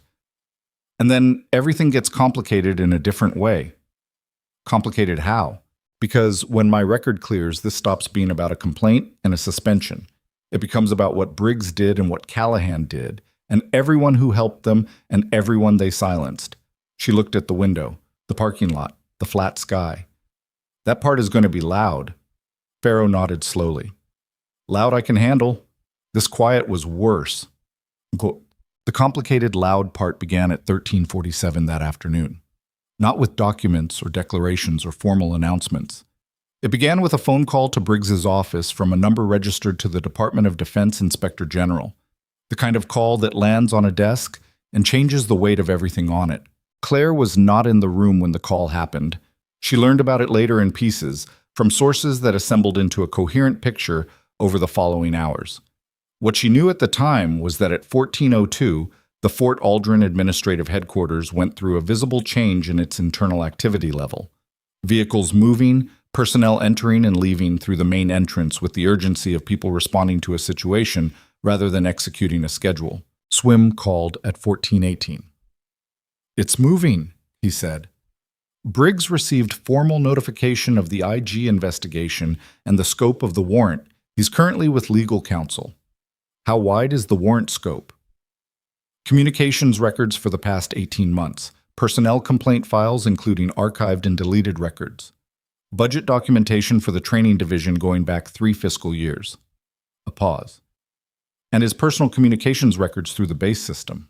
That last item was the one that mattered most, because Briggs's base communication system contained, as he would shortly discover, evidence of exactly the things he had spent 14 months denying. The messages to Callahan, the notification of complainant identities, the personnel file requests, including Claire's 2009 transfer order. The language in those messages was not ambiguous. "He'll know it's over," Claire said. "He already knows," Swim said. "The question is what he does with that knowledge." "He files more paperwork," she said. "It's what he does." "Not anymore. He can't file anything against you or anyone connected to the case without it being treated as evidence of further misconduct. His legal counsel will have explained that in the first 5 minutes." She thought about Briggs, a man she had never met, whose face she knew only from a personnel photo Swim had shown her on a phone screen in a parking lot conversation 2 days ago. 50s. Silver at the temples. A career that had been built on a specific kind of institutional competence, the competence of managing information and managing people's perception of information, and that was now encountering the single thing it had no tool for, a complete record. "What about Callahan?" she asked. "Still in the ICU. Condition is stable, improving." Swim paused. "His attorney contacted the IG office this morning. He's cooperating." That was not what she'd expected. "He's cooperating," she said. "He gave a statement this morning about 3 of the buried complaints. He corroborated the notification system. Briggs identifying complainants. He claims he didn't know initially that the information was coming from suppressed files. We're evaluating the claim." "Do you believe him?" A long pause. "Parts of it." She stood at the window of the documentation office and watched a delivery truck move through the staff parking lot and park at the wrong loading dock and then correct itself. Simple. Ordinary. "When does my record come through?" she asked. "Tonight. Possibly late, 10, 11. The processing office is running it as the priority request." He hesitated. "Claire, when it comes through, there are things in it that are going to be visible to the IG office as part of the case record. The specifics of the last field assignment." "I know." "Some of it is—" "I know what's in it," she said. "I was there." He was quiet for a moment. "All right," he said. She ended the call, turned back to the Mercer file. continued working. At 1619, Adrienne Kopp, the base journalist, published an internal report on the Fort Aldren Information Network detailing the timeline of training division complaint submissions and the pattern of adverse career actions that followed. She did not name Briggs. She did not name Callahan. She did not need to. The timeline was its own document. Within 40 minutes, the report had been shared 312 times through the base internal network. By 1800, 9 additional soldiers had contacted the IG office to request witness status in the investigation. Claire was not aware of most of this in real time. She drove home at 17:30, made food she barely tasted, and sat at her kitchen table with the declassification timeline in her head and the specific quality of stillness that comes before something that cannot be taken back. At 22:47, her phone showed a notification from a federal secure document portal she had registered with SWIM 2 days ago. She opened it. Her service record. All of it. The field assignments, the program designation, the operational logs that had been sealed since 2009. The 3 years that her Hargrove personnel file described only as a gap. She read it in the way that people read things they already know. Not for information, but for the specific experience of seeing something that lived inside you become legible to the outside world. It was strange, and it was not comfortable, and it was, she concluded, the right thing.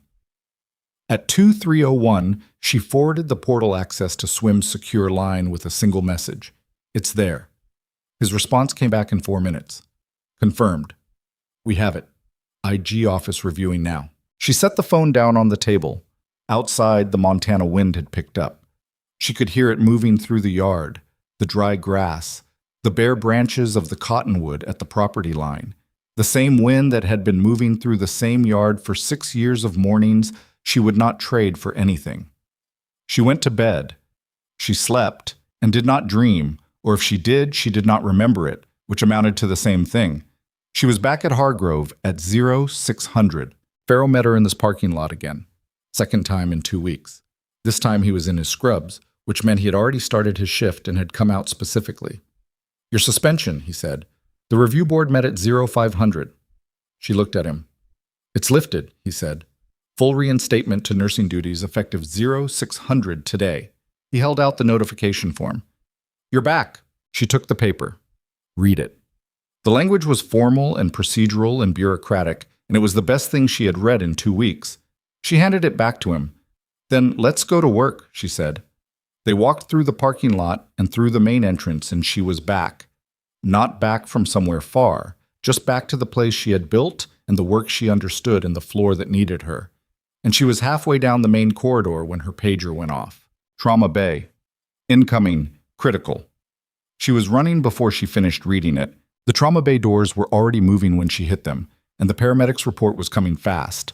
Male, 31, training range accident, penetrating fragmentation wound to the right thorax with entry wounds suggesting internal scatter, blood pressure crashing, tension physiology developing, and Claire was pulling gloves before the gurney cleared the door and assessing entry wound placement before the attending had finished reading the vitals. Get me a thoracic tray, she said, and I need imaging in the next 90 seconds or we're going in without it. The resident beside her was young, focused, good. You're reinstated, he said, not accusatory, just confirming. Oh, 600, she said, 90 seconds on the imaging. Yes, ma'am. The imaging came in 83 seconds. She had it read in 12 more. The fragmentation pattern was complex and the internal scatter was worse than the external presentation suggested. 2 fragments had traveled toward the pericardium, and if either of them had migrated further in the 40 minutes since injury, the surgical margin was going to be the conversation she had next. She made 3 decisions in 4 seconds. He needs the OR, she said. Right now. Not stabilize and transfer. Right now. She looked at the attending, Dr. Vasquez, who had come in on her call. I need the thoracic surgical team, and I need them pulling on gloves before this patient reaches the elevator. Vasquez was already on the phone. What's your confidence? He asked, not challenging, just aligning. High enough, she said. He nodded and spoke into the phone, and the room shifted into the specific urgency of a place that has been told what is happening and knows what to do. She rode the elevator with the gurney and kept her hand on the patient's wrist. Not for the pulse reading, though she was taking that too, but because the specific human contact of it was something she had learned years ago was worth maintaining in a person who was frightened and in pain and not fully conscious. Something that said, "I'm here. I'm not leaving." The OR team was gloved and ready when the elevator doors opened. She transferred care with a verbal handoff that was 20 seconds long and complete. She stepped back. The doors closed. She was standing in the OR corridor in her gloves and her scrubs and the particular aftermath of full-speed clinical decision-making, which felt less like relief and more like the sudden absence of pressure. The moment after the clench, when the hands open and the next thing hasn't started yet. Her pager went off again. She looked at it. Not the trauma bay. An extension she didn't recognize. Administrative building. The number prefix indicated senior command. She stripped her gloves, found a wall phone. The voice on the other end identified himself as Colonel Weston Graves, Fort Aldren commanding officer. She had not spoken to him before. She knew the name from the installation's public command hierarchy. "Commander Maddox," he said, "I need you at the administrative building as soon as you can get there. There's a meeting that requires your presence." His voice told her nothing useful. Generals and colonels learned that voice the same way she had learned to keep her face still in corridors. From necessity, from repetition, from understanding that expression was information and information was control. "Is this related to the IG investigation?" she asked. A pause. "It's related to a number of things," he said, "some of which I think you've been waiting for." Another pause, shorter. "Commander, I want you to know. I reviewed your record last night, the full record." She stood in the OR corridor with the wall phone against her ear and the sounds of the surgical wing around her. "Then you know," she said. "Yes," he said. "I know." She thought she could hear something in his voice then. Not apology, not quite, but something adjacent to it. The sound of a man recalculating a situation he had been given incomplete information about and finding that the complete information changed the shape of it considerably. "I'll be there in 20 minutes, she said. She hung up the phone. Down the corridor, the OR's status board showed her patient's surgery as active. She looked at it for a moment, thought about the fragment paths, the pericardial margin, the decisions the thoracic team was making right now in a room she was not in. She had done everything she could do for him. Now she walked toward the administrative building, and whatever was waiting there, and the 20 minutes between her and it felt like the 20 minutes before anything that can't be undone. She was at the halfway point, parking lot, admin building visible across the access road, when she saw the vehicles. Not base vehicles. Federal. 3 of them. Dark, pulled up to the administrative building's main entrance with the specific positioning of cars whose drivers have been told to make their presence visible. And standing outside the main entrance, in a conversation that had the body language of a conversation that was not going well for one of the participants, was Nathan Briggs. He had not seen her yet. The 2 people he was speaking to were not his lawyers. She could tell that from 30 meters. They had the specific posture of people delivering information rather than receiving it, and one of them had a document in his hand that he was holding out toward Briggs with the patience of someone who has been told the document will be accepted and is simply waiting for the acceptance to occur. Briggs's hands were at his sides. He looked, from 30 meters away, like a man who has just understood that the thing he has been managing for 14 months has stopped being manageable. He turned and saw her. Across the access road, across 30 meters of cold Montana morning air, they looked at each other for 3 full seconds. Then one of the federal agents said something to Briggs that required his attention, and he turned back to them, and Claire walked toward the entrance, and the document changed hands. She was 10 meters from the door when her phone rang. She pulled it out without breaking stride. The number on the screen was one she did not recognize. She answered anyway. The voice on the other end was not Swim, was not Oubre or Tully, was not Farrow or Graves or Nakamura. It was a woman she had not spoken to in 6 years. A woman whose name was attached to the 2009 transfer order, the classification gap, the 3 years that her Hargrove file could not describe. A woman who, until last night, Claire had assumed was still bound by the same restrictions that had kept both of them silent. "I saw the declassification notice this morning," the woman said. "I wanted to call before you walked into whatever you're walking into." Claire stopped moving. "Vance," she said. "Claire." A pause. The kind of pause that 6 years of silence earns. They're going to ask you about the Kandahar incident. The access road was empty in both directions. The federal vehicles sat at the admin building entrance. Briggs was signing something. The Montana sky was pale and enormous above all of it. "I know," Claire said. "Everything you did was right," Vance said. "I've been waiting 6 years to be able to say that somewhere it would matter." Her voice was steady, but carrying something under the steadiness that Claire recognized because she carried it herself. "I submitted my own statement to the IG office this morning, full account, your call, my confirmation, everything." Claire stood on the access road in the cold morning air. "You didn't have to do that," she said. "Yes, I did," Vance said simply. Claire looked at the administrative building, the agents, the vehicles, Briggs with the document in his hand and the look on his face of a man whose architecture has collapsed. And somewhere in that building, Colonel Graves with his voice and her full record and the 6 years of context he had spent last night reading. "I have to go," she said. "I know." A pause. "Claire, whatever they offer you in there, make sure it's worth what they cost you." The call ended. She put her phone in her pocket, walked the last 10 meters, pushed through the main entrance, and stopped. Because inside the lobby, standing beside Colonel Graves and two people she had not expected and one person she had, was a man in a uniform that carried a rank above anything she had anticipated in this building on this morning. And the expression on his face when he saw her was not the expression of someone who was there to discuss a personnel matter or a licensing complaint or an administrative review. It was the expression of someone who had made a decision before walking into the room. The man's name was Brigadier General Paul Deckett, and he was not supposed to be in Montana. That was the first thing Claire registered. Not his rank, not his expression, not the two people flanking him whose civilian clothes sat on them the way civilian clothes sit on people who don't normally wear them. The first thing was the logistical improbability of his presence, which meant someone had made a decision significant enough to put a one-star general on a plane to Linden Falls on less than 24 hours' notice. She had met Deckett once before. 2008, a forward operating base in a country whose name would not appear in anything connected to her record until last night. He had been a full colonel then, and she had been a person whose operational designation she would not have spoken aloud in that lobby for any amount of money. They had spoken for 11 minutes in a communications tent while artillery moved somewhere outside the wire, and she had not seen him since. He recognized her. She could see that. The specific recognition of someone who has reviewed a file recently enough that the face matches the memory without effort. "Commander Maddox," he said. "General Deckett," she said.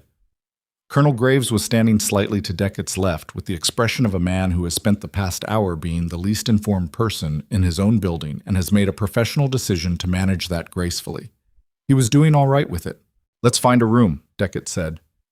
They found one, a conference room on the second floor that someone had cleared in a hurry, chairs still at odd angles from whatever meeting had occupied it last. Deckett took the chair at the head of the table without ceremony. Claire sat across from him. Graves took the side position. The two civilians arranged themselves near the door in the way of people who were present to observe and document rather than participate. One of them had a recorder. It was already running.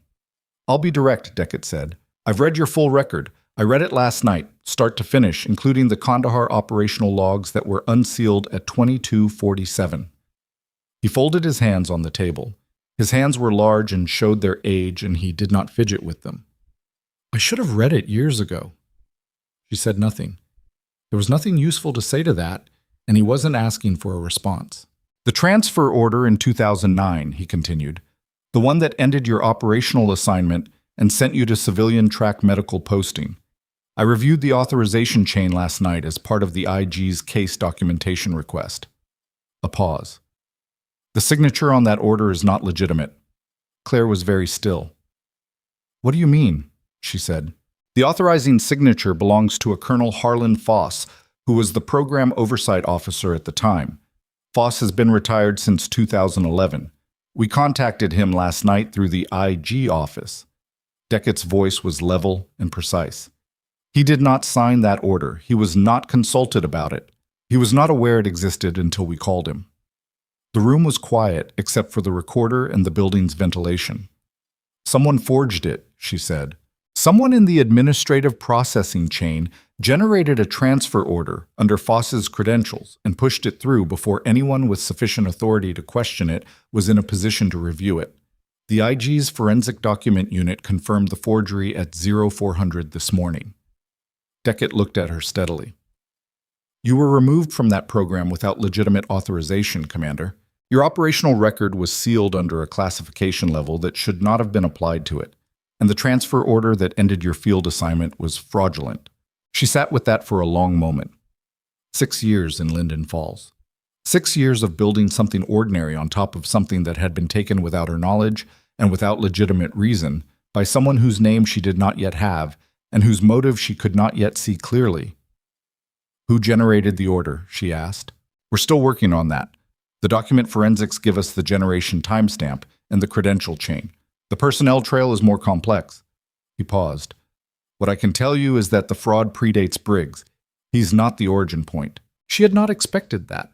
She absorbed it without showing what it did to the architecture she'd been constructing in her head, the one where Briggs was the beginning of everything, where the past 14 months of investigation covered the full scope of what had been done.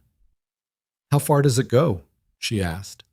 Further than Fort Aldren, Deckett said, which is part of why I'm here instead of managing this through the regional command. Graves shifted slightly in his chair.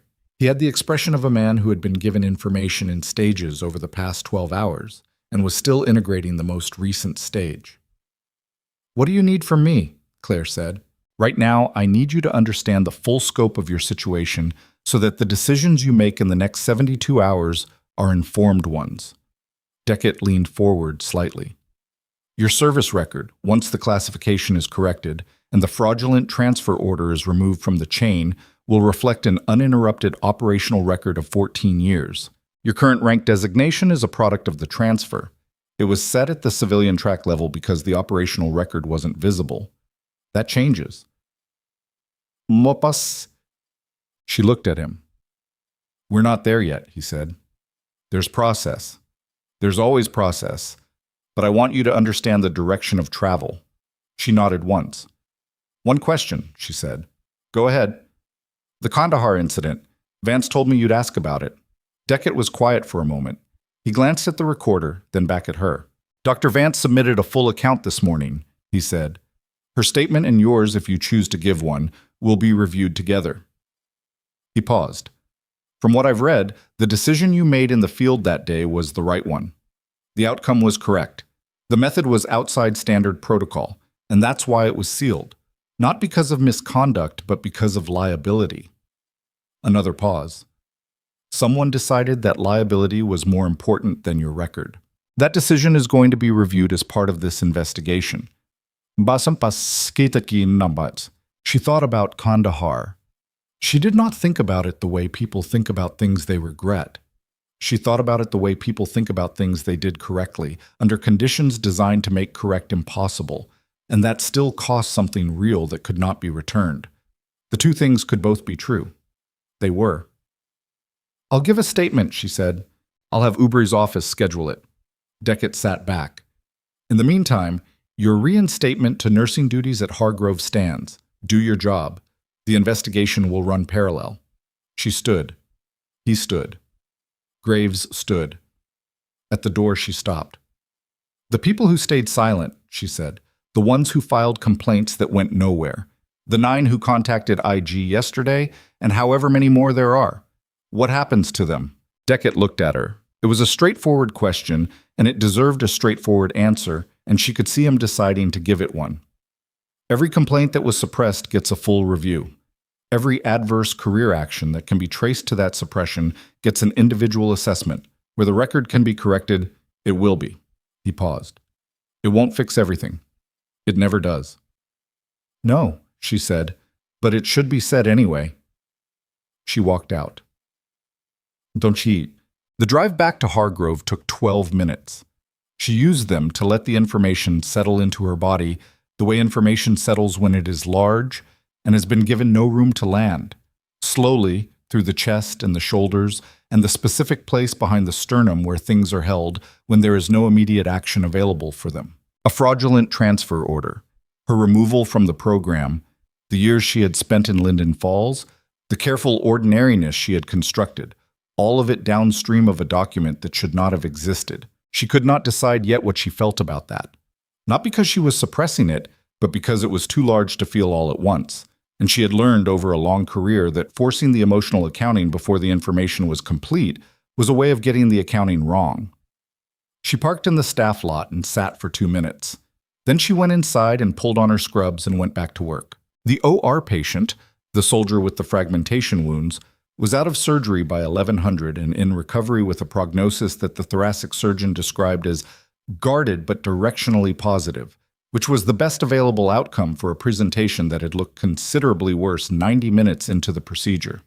Claire reviewed the surgical notes, spoke briefly with the recovery charge nurse, and added 2 observations to the post-op monitoring protocol that the surgical team had not included, and that the charge nurse implemented without discussion because she recognized them as correct. At 11:34, Deanna found her in the supply room. The base journalist published a follow-up, Deanna said. She held out her phone. Kopp, Claire read it.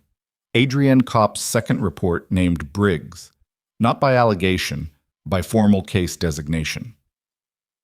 The IG investigation had gone public within the base network, which meant it was now a matter of institutional record rather than internal whisper. The report cited 23 suppressed complaints, the forged documentation timeline, and the adverse career actions. It was careful and sourced and did not editorialize, which made it more effective than editorializing would have been. Below the report, in the comments field that the base network allowed, there were 47 responses. Most of them were brief.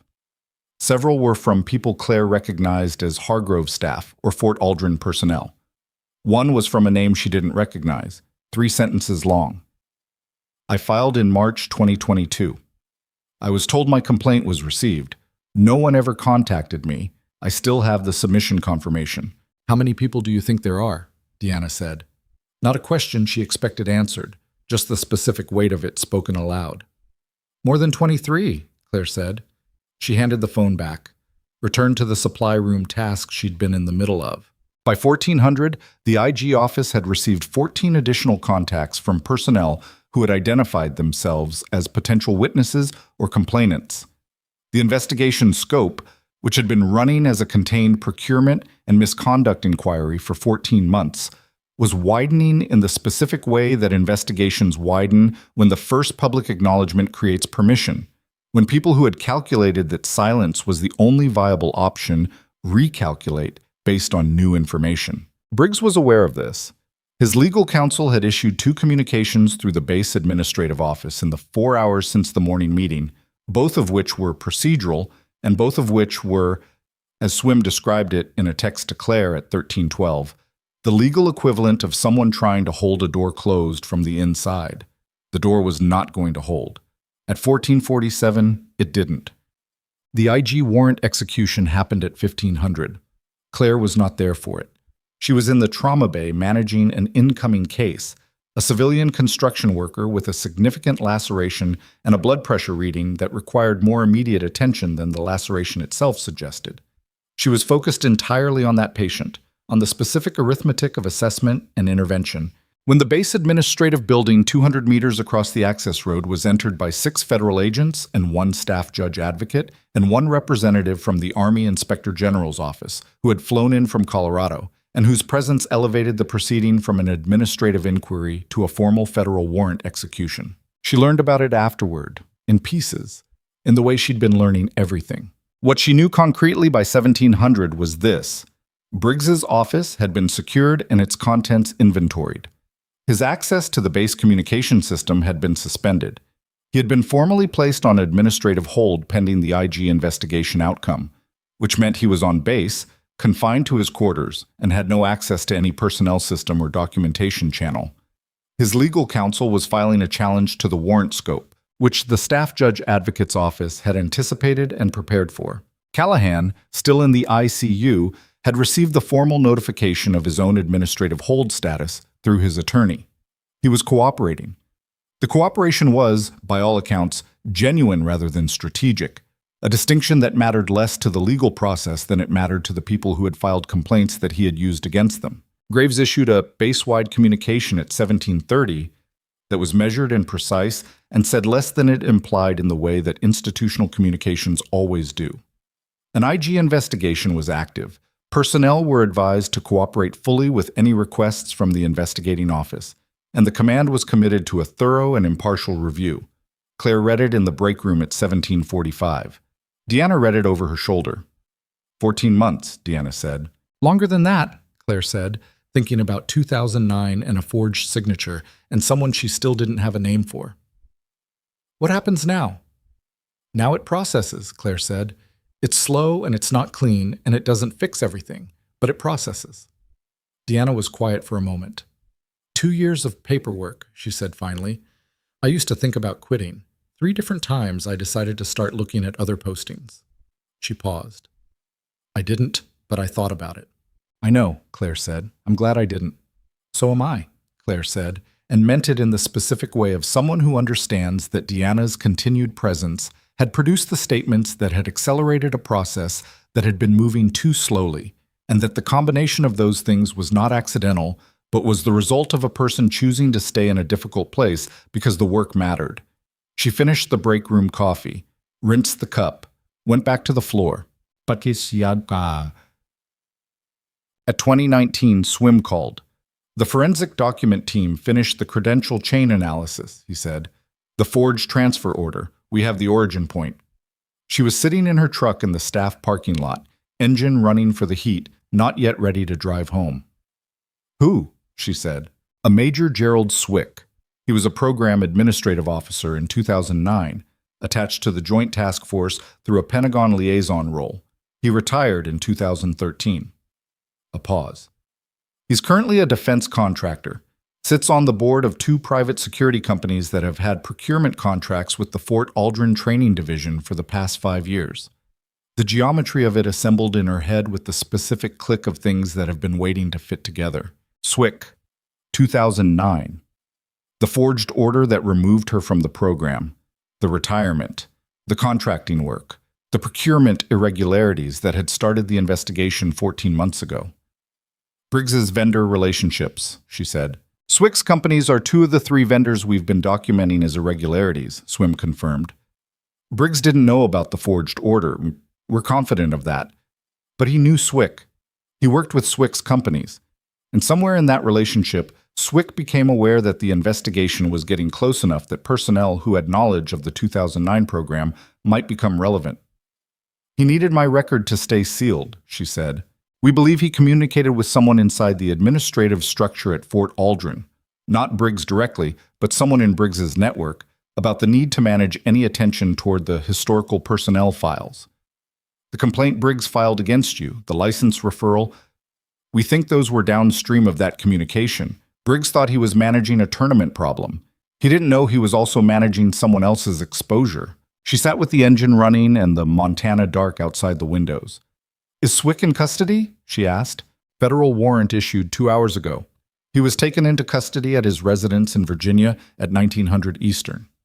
Swim's voice had the specific quality of someone delivering news they have been building toward. Claire, this is the piece that was missing. This is why the investigation kept finding connections that didn't fully resolve, because the origin point was outside the Fort Aldren structure entirely. Briggs and Callahan are the local chapter of something that started somewhere else, and for different reasons. And my record, she said, my transfer, all of it. It was collateral damage from a contractor protecting himself. Yes. She looked through the windshield at the parking lot lights, and the dark beyond them, and the flat Montana sky. She had expected, when the investigation started moving, to feel something clarifying about the truth of it. Some resolution to the 6 years of managed wait, the careful ordinariness, the morning she had built on top of something that had been taken from her. She had expected clarity to feel like relief. It did not feel like relief. It felt complicated and dense and real, which was probably more accurate anyway. Thank you, Garrett, she said. A pause. Swim was not someone who received thanks easily. She had noticed that about him in the corridor, in the parking lot conversations, in the clipped efficiency of his phone manner. He absorbed it without deflecting it, which she appreciated. Get some rest, he said. Tomorrow's going to be a full day. She drove home, made food again that she ate without tasting, sat at the kitchen table with nothing in particular in front of her, and let the day's information settle into its proper weight and position. The fraudulent order, SWIC, the vendor contracts, the contractor in Virginia who had spent the past several months trying to manage her into irrelevance and had instead, through the specific irony of overreach, made her relevant in a way that could no longer be managed at all. She went to bed at 22:30. She woke at 03:40 to her phone. Not Swim, not Uber, not anyone she expected. The number was a Hargrove internal extension. She answered before her eyes were fully open, the reflex of someone whose phone has rung in the small hours too many times to treat it as anything other than a call that requires immediate function. "This is Maddox." The voice was Dr. Vasquez.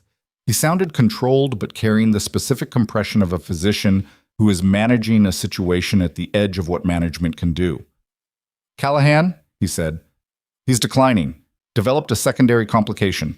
Pulmonary embolism, right lower lobe. His anticoagulation isn't holding the way it should. His pressure is dropping." She was already sitting up. "What's the team doing?" "They're doing everything correct. I need you here." A pause.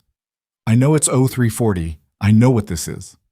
"I'm 20 minutes out," she said. She dressed in the dark, drove faster than she should have on the empty Montana roads, the heating unit running at whatever percentage it had chosen for tonight, the radio off.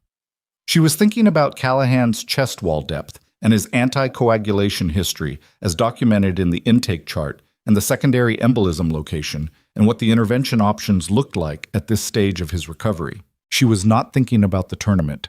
She was not thinking about the complaint or the lock or the housing address request or the 14 months or any of the rest of it.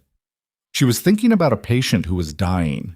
The trauma bay was controlled chaos when she pushed through the doors, the specific organized urgency of a team doing everything correctly and watching the numbers continue their wrong trajectory. Vasquez looked up when she came in. The relief on his face was not about confidence, exactly. It was about the particular comfort of having one more capable person in the room when a situation is still undecided. "Right lower lobe," she said, already moving to the monitor bank. "What's his INR?" 1.4, we pushed TPA 15 minutes ago. She read the trend on the monitor, the pressure curve, the oxygen saturation that was holding but barely, the heart rhythm that was compensating in the specific way hearts compensate when they are working too hard against a blocked circuit. "He needs catheter-directed therapy," she said. "Is interventional radiology available?" "On call. I already paged them. They're 12 minutes out." "Good." She looked at the trend again. 12 minutes was workable if the current interventions held. 12 minutes was not workable if the pressure dropped further. "Push another saline bolus and get me a second IV line. If his pressure goes below 80 systolic before IR gets here, we're doing this manually." "Understood," Vasquez said. The team moved. She moved with them, not directing everything. Vasquez was the attending. It was his call. And she was operating in the specific collaborative mode of two experienced clinicians in a room where there was not enough time for hierarchy to be more important than competence. The pressure held at 84. IR arrived in 11 minutes.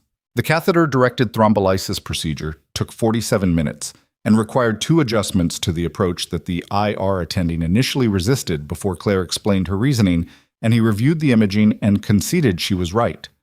Not because she needed to be right, because the patient needed the correct approach, and that required the conversation even when the conversation was uncomfortable and the clock was running. Callahan's pressure stabilized at 0518. His oxygen saturation climbed to 92%. He was not safe. He was not going to be safe for another several days.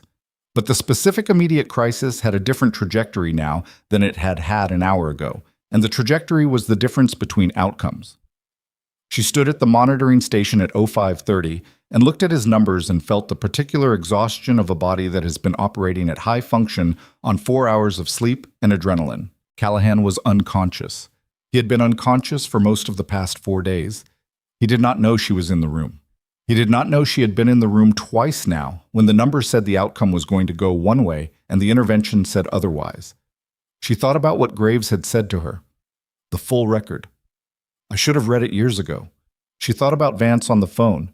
"Make sure it's worth what they cost you." She thought about Deanna and 2 years of paperwork and the specific choice to stay. She looked at Callahan's monitor, the pressure reading at 89 and climbing slowly toward a number that was not alarming. "He's going to make it," Vasquez said from beside her. Not a question. A professional assessment delivered to the room, the way clinicians speak when something has moved from uncertain to probable. "Yes," she said. "Why does that matter to you?" He said it without accusation, genuinely asking. She thought about the answer for a moment. "Because the work is the work," she said. "It doesn't stop being the work because of who the patient is." Vasquez looked at her for a moment. Then he nodded and wrote something in the chart and moved on to the next task, which was the only thing either of them could do. She drove home at 6:15 as the Montana dawn came up, pale and horizontal over the flat land. The kind of dawn that doesn't build gradually, but arrives all at once, the sky simply deciding to be light. She showered and changed and drove back to Hargrove for the 0800 shift start without sleeping because the math didn't support it. At 0917, Graves's office called the department and asked for her. She took the call in the documentation office. Briggs's legal team filed a challenge to the warrant scope at 0800, Graves said. The SJA's office responded at 0830. The challenge has been denied. A pause. His counsel is advising him that cooperation is the only remaining instrument available to him. Is he cooperating? He asked for a meeting with the IG lead this morning. Ubri took the meeting at 0900. Another pause. He gave them SWIC. Confirmed the communication, confirmed the vendor relationship, confirmed the specific request to manage personnel file attention. Graves's voice was neutral, relaying information the way commanders relay information when they are still processing what it means. In exchange, his counsel is requesting consideration of his cooperation in the sentencing phase. "That's not your decision," she said. "No, it's the prosecutor's. I'm telling you because you're a material witness and because—" He stopped, started again. "Because you're owed the information, that's all." She appreciated that he didn't try to make it sound better than it was. The cooperation would matter. It would factor into what Briggs faced at the end of a process that was still months away from concluding. That was not the outcome she would have written, but she had not been asked to write it, and the system was not designed to be satisfying. It was designed to be accurate. "Thank you, Colonel," she said. She went back to the Mercer file. At 11:43, her pager went off. Non-urgent, administrative building, Graves's extension. She called back. "I need you over here at 1400, he said. "There's someone who wants to meet with you." "Who?" A pause. "Dr. Vance," he said. "She flew in this morning." Claire set down the phone. Maya Vance. 6 years. The last time Claire had seen her was in a field hospital in 2009, 2 days before the transfer order that should not have existed. They had spoken in the way of two people who both understood that a situation was ending without being able to say why.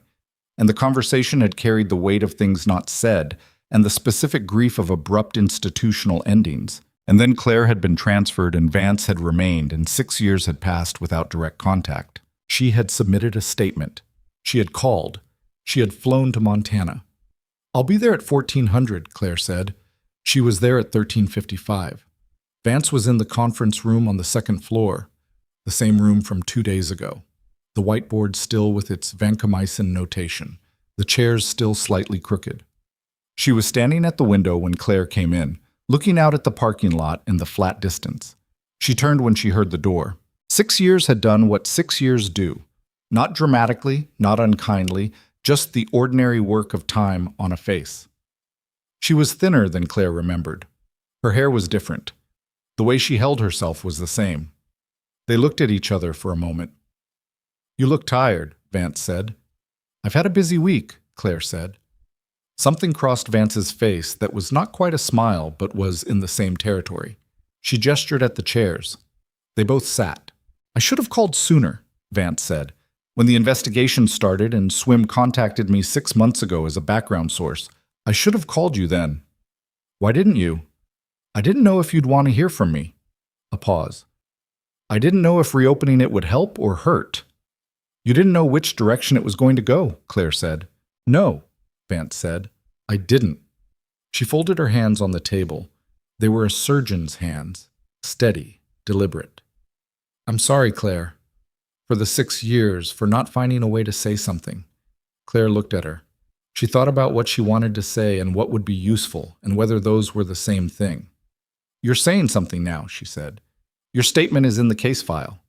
"Yes." "That matters." Vance nodded. She was looking at the table, then she looked up. "Deckett told me what they found," she said. "The forged order, SWIC." Her voice was careful. "We were removed because someone needed a contractor relationship to stay invisible, not because of anything we did, not because of Kandahar." She paused. "I've been carrying this for 6 years thinking there was something, some decision, some breach, that I was responsible for, that we both were." "We weren't," Claire said. I know that now." Claire looked at the vancomycin notation on the whiteboard, the small loops in the handwriting. "It's still complicated," she said. "Knowing we weren't wrong doesn't give back the time." "No," Vance said, "it doesn't." They sat with that for a moment, which was the only honest thing to do with it. At 1427, Graves knocked and entered. He had a document in his hand, printed, official header, the DOD insignia at the top. He set it on the table between them. Claire read it. It was a preliminary finding from the IG office, dated that morning, addressed to the Fort Aldren commanding officer and copied to the relevant federal offices. It summarized the investigative findings to date: the suppressed complaints, the forged transfer order, the SWIC vendor relationship, the fraudulent credential use. At the bottom, under personnel actions, preliminary, it listed a sequence of recommended steps. The second item on that list was her name, Commander Claire Maddox. Administrative suspension lifted. Completed. Fraudulent transfer order removal from official record, in process. Operational record reclassification review, initiated. Rank designation review, initiated. She read it twice, set it down. Graves was watching her. "It's preliminary," he said. "The full process takes time," she said. "I know." "Yes." He paused.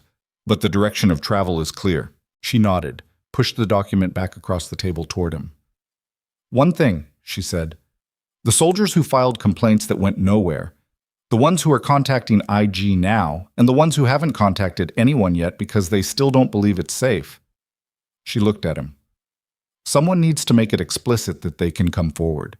Not in an internal memo, something visible." Graves looked at her. He had the expression of a commanding officer recalculating his available instruments.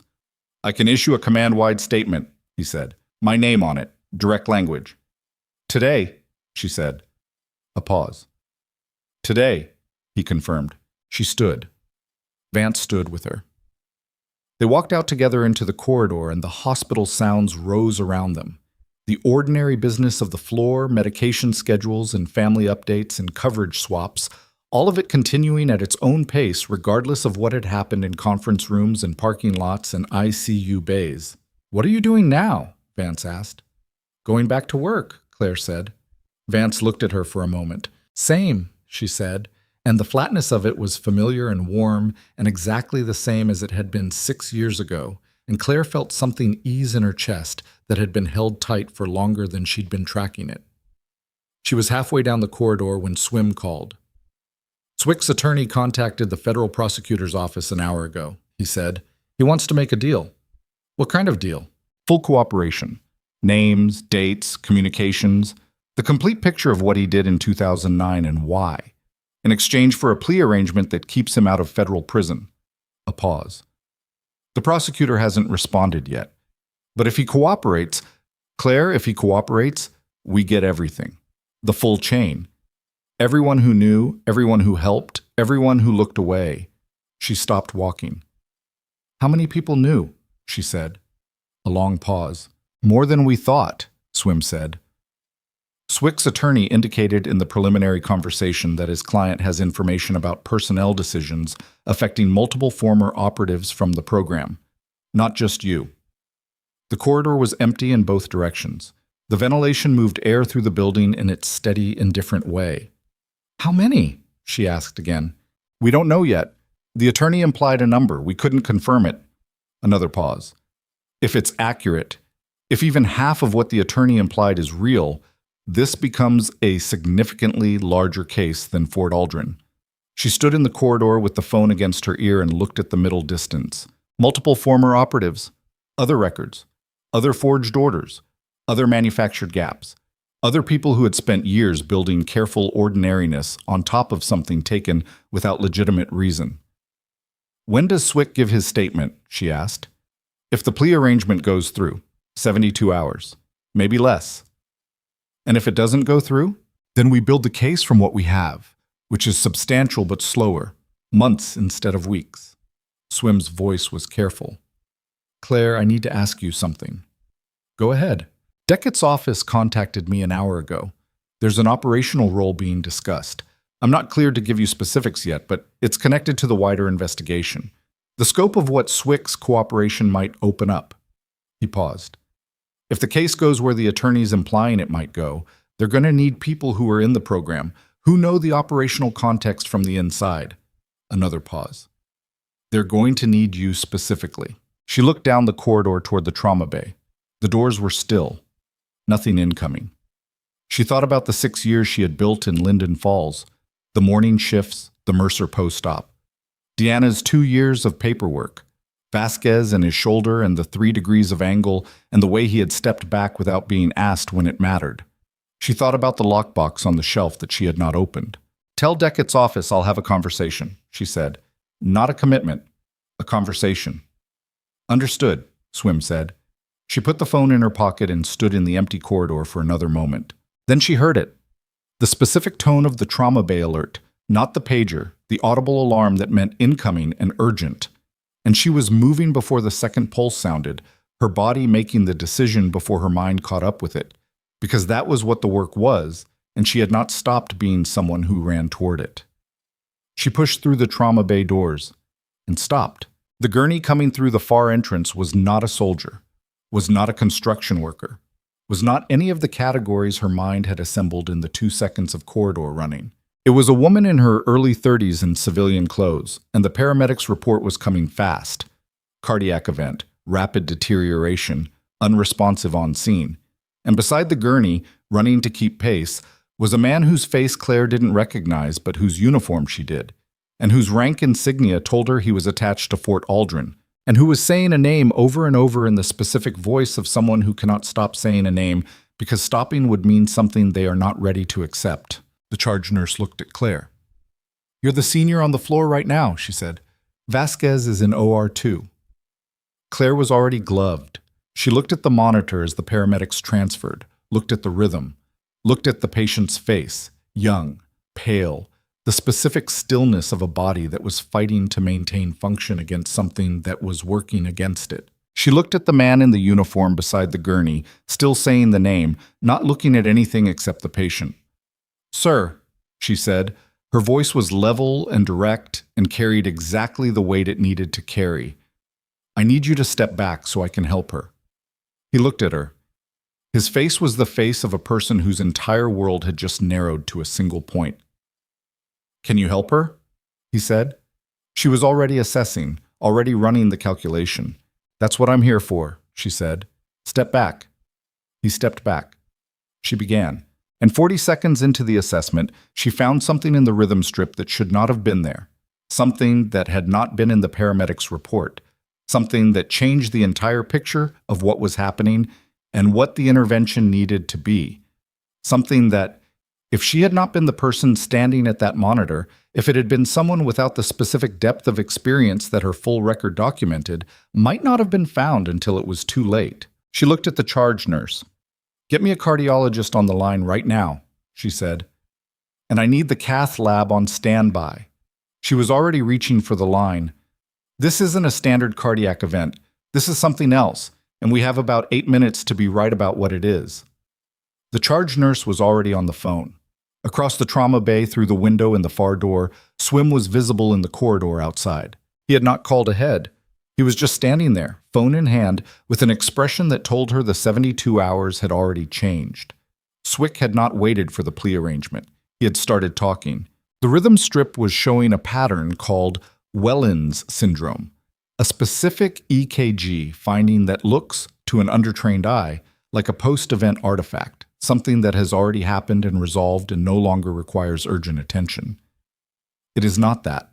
It is a warning that the left anterior descending artery is critically narrowed and that the next event, if it comes, will not be survivable without immediate intervention. The cardiologist on the line was Dr. Petra Solis, calling from her drive-in.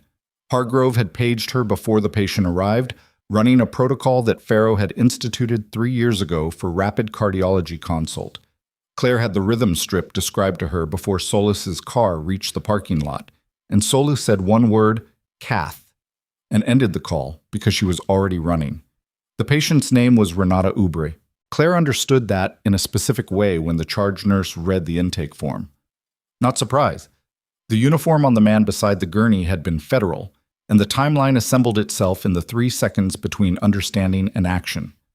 Ubre had collapsed in the Fort Aldren administrative building during what Swim later described as the most intense hour of the investigation's 14-month life. When Swick's attorney had arrived in person and the documents had begun moving, and the weight of it had apparently done something to Ubre's cardiovascular system that had been waiting for exactly that kind of trigger. None of that was relevant to the 8 minutes Claire had identified.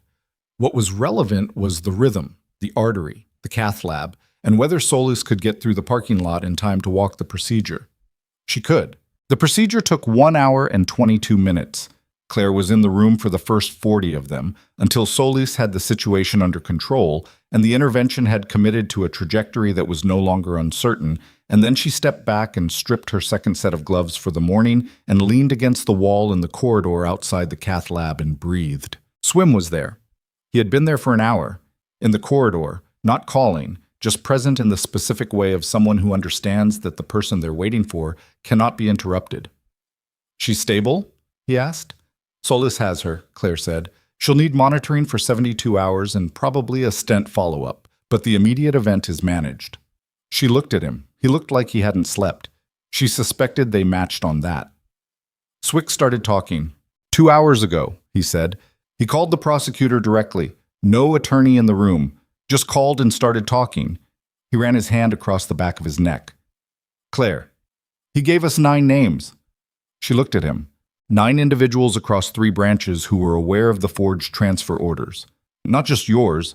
He generated 11 of them over a period of 4 years. 11 operatives removed from the program through fraudulent documentation to protect contractor relationships that those operatives in their original roles would have had the authority to audit or flag. 11 people. She stood in the corridor outside the cath lab with that number and let it be the size it was. "All of them in the same situation," she said. "Records sealed, gaps they couldn't explain. Some of them more complicated than yours," Swim said. "A few of them fought the transfer through official channels and were told the order was legitimate. One of them, a Navy commander named Garrett Yu, was administratively separated entirely in 2011. He's been out of the military for 13 years. She thought about that. 13 years. She had gotten 6 years in Linden Falls with work she loved, and a record that limited her, and a weight she managed. You had gotten out entirely. "Can it be reversed?" she asked. "The legal team thinks yes, for most of them. The fraudulent documentation is clear enough that the records can be corrected through a formal review process. The career years can't be returned." Swim said it plainly, without softening it. "But the record can be made accurate, and in some cases the pension implications and the rank implications are significant." She nodded. "What happens to Swick? He'll plead to federal fraud, conspiracy to commit fraud, and obstruction. The cooperation reduces his exposure. He's not going to a minimum security facility for a weekend. He's looking at years. His attorney knows that. He knows that." Swim looked at his hands. "He said something when he called, before the attorney arrived, before the formal statement. The prosecutor told me." A pause. "He said he thought the program operatives would eventually be absorbed into other roles without the records mattering. He said he didn't think anyone would look." She absorbed that. The specific mundanity of it. Not malice, exactly, but the casual arithmetic of someone who had decided that other people's records were a resource to be managed for his convenience and had simply not imagined a scenario where that decision produced consequences. "People always think nobody will look," she said. "Yes," Swim said. "They're usually right. Not this time." "No," he said. Not this time. Cuss him. The next 3 weeks moved with the particular pace of institutional processes that have found their momentum. Not fast by any civilian standard, but inexorable, each step producing the documentation that authorized the next step. The legal machinery grinding forward with the indifference of something that has been properly set in motion. Gerald Swick's formal plea was entered 12 days after his phone call to the prosecutor. He received a federal sentence of 7 years with eligibility for reduction based on continued cooperation. His 2 defense contracting companies were stripped of their Fort Aldren contracts within 48 hours of the plea, a process that normally took months compressed by the specific urgency of an IG investigation that had generated congressional attention by its second week. The congressional attention arrived in the form of 2 letters from the Senate Armed Services Committee requesting a full briefing on the investigation's scope and the corrective actions being taken. Graves handled the first briefing. Deckett handled the second. The letters were public record. Nathan Briggs's case processed more slowly, as cases that involve a military officer with 22 years of service and an attorney with federal experience always do. But it processed. He was formally charged with abuse of authority, obstruction of a federal investigation, misconduct in office, and conspiracy in connection with the complaint suppression system he had run for 3 years. He entered a not guilty plea, which his attorney had advised him to enter while the evidence was still being assembled, and which everyone in the room understood to be a holding position rather than a strategy. The adverse career actions connected to his complaint suppression, the personnel file entries, the assignment reviews, the documentation that had followed soldiers and medical staff through subsequent postings, were each formally flagged for individual review. The process for that review was slow. It was imperfect. It required each affected person to engage with a bureaucratic system that had already failed them once, which was an irony that the IG office acknowledged in their public-facing summary and could not resolve. But it was happening.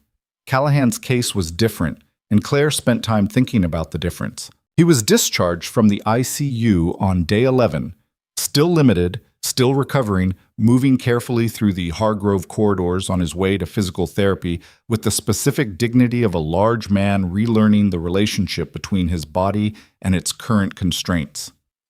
Claire saw him twice in those first days. The first time he was in the elevator, and she was in the elevator, and they rode 3 floors without speaking. His jaw worked once, as if assembling something to say, and then didn't. The second time was in the corridor outside physical therapy. He was walking out as she was passing, and he stopped. "Maddox," he said. She stopped. He looked like a man who had spent 11 days with time he hadn't asked for, and had done something with it that he hadn't expected to do. Not transformed. People don't transform in 11 days, and she was suspicious of transformations in general, but different in some specific way she could see without being able to name precisely. "I'm told you were in the trauma bay both times," he said. "Yes." "Why?" Not aggressive, just asking. She thought about the honest answer and gave it. "Because it was the work," she said. "That's all." He looked at her for a moment. His face did something complicated. "I've been told to have no contact with you during the investigation," he said, "so I'm going to say this once and not again." He paused. "What I did, in the tournament and before it and the complaint, none of it was right. I knew it wasn't right when I was doing it." His voice was flat, not performing contrition, just stating something he had concluded. "I don't know if that matters." "It matters to you," she said. "Whether it matters to anyone else is a different question." He nodded, seemed to find that acceptable. "Your cooperation helped the investigation," she said. "The names you gave them about the complaint notification system. That helped people who had been waiting a long time." He didn't look like that made him feel better. She hadn't offered it to make him feel better. She offered it because it was accurate, and accuracy mattered regardless of what it did to the person receiving it. They went their separate directions. Callahan's formal consequences arrived 4 weeks later: permanent removal from all instructor roles, reduction in rank by 1 grade, a formal reprimand that would follow his record through any future assignment, and a mandatory exit from any position involving personnel authority. He was not separated. His cooperation, his injury, and 20 years of service prior to the Fort Aldren posting factored into a resolution that some of the people he had affected thought was too lenient and others thought was proportionate. Claire did not have an opinion on that. It was not her determination to make, and she had learned long ago that other people's justice proceedings were not hers to manage. What she had an opinion on was what happened to the people who had been silenced. Graves issued his command-wide statement on the afternoon of day 1, as he had committed to. It was 4 paragraphs. It named the investigation. It named the complaint suppression. It explicitly stated that any personnel who had submitted complaints through the Training Division command channel without receiving confirmation or response were encouraged to contact the IG office directly, with the assurance that their contact would be received, documented, and reviewed. It listed a direct number and an email address and said that all contacts would be treated with confidentiality to the extent permitted by law. By the end of the first week, 61 people had made contact. 61 people who had filed the paperwork or had decided not to file because someone they trusted told them what happened to people who filed, or who had filed and been told their complaint was received and had heard nothing after. 61 separate calculations made in the specific institutional environment of a place where the cost of speaking was higher than the cost of silence, and now being made again under different math. The individual reviews were assigned to a team from the IG office that arrived at Fort Aldren in the 3rd week, with enough personnel to run parallel processes. Claire was not part of that team. She watched it from the peripheral position of someone who understood what it was and why it was necessary, and who had no formal role in it. But Deanna Fitch did. Deanna's 2 years of complaints were reviewed in the first batch. The adverse career action she had received in 2023, a negative evaluation that had cost her a promotion consideration, was traced directly to Briggs's complaint notification system, which had flagged her to Callahan as a person who had attempted to file and identified the timing of the evaluation as responsive to that flag. The negative evaluation was formally removed from her record. The promotion consideration was reopened. She told Claire about it in the break room. Not with triumph. Deanna was not someone who performed triumph, but with the specific quiet of someone who has been carrying something for a long time and has just been given permission to set it down. 2 years, she said. I kept thinking I was wrong, that I'd misread the situation, that if I were more professional or more diplomatic or just... She stopped. I wasn't wrong. No, Claire said. You weren't. I almost quit. But you didn't. Deanna looked at her coffee. I didn't know it was going to matter. I couldn't make myself leave the work. Claire thought about that. About the specific stubbornness of people who stay in difficult places, not because they are strategic about it, but because the work is real, and the patients are real, and those 2 things outweigh the institution's failure to honor the people doing it. That's not a small thing, Claire said. It's not a big thing either, Deanna said. It's just the thing. Claire nodded. That was the most accurate description of it she had heard. Her own record took 31 days to fully correct. The process was not smooth. There was a document sequencing issue in the 2nd week that required Swim to make 4 calls to 2 separate offices and escalate to Deckett's office directly before it resolved. There was a classification review that added 5 days to the timeline because one of the operational log files required a 2nd-level clearance sign-off from an office that was not initially included in the review chain. There was a period of 8 days during which the status showed as pending in the federal portal without any update, and she checked it twice a day with the specific patience of someone who has learned that checking more frequently does not change the underlying process. On day 31, at 7:43 on a Tuesday morning, the portal showed, review complete, record updated. She was in her truck in the Hargrove parking lot when she checked. She read the notification, opened the attached document, and read that too. All of it, slowly. The operational logs and the assignment history and the program designation and the corrected rank notation and the removal of the fraudulent transfer order from the authorization chain, replaced with a notation that described what the order had been and what had been done to address it. 14 years of uninterrupted service. Visible. She sat in the truck for a while. She thought about the woman she had been in 2009.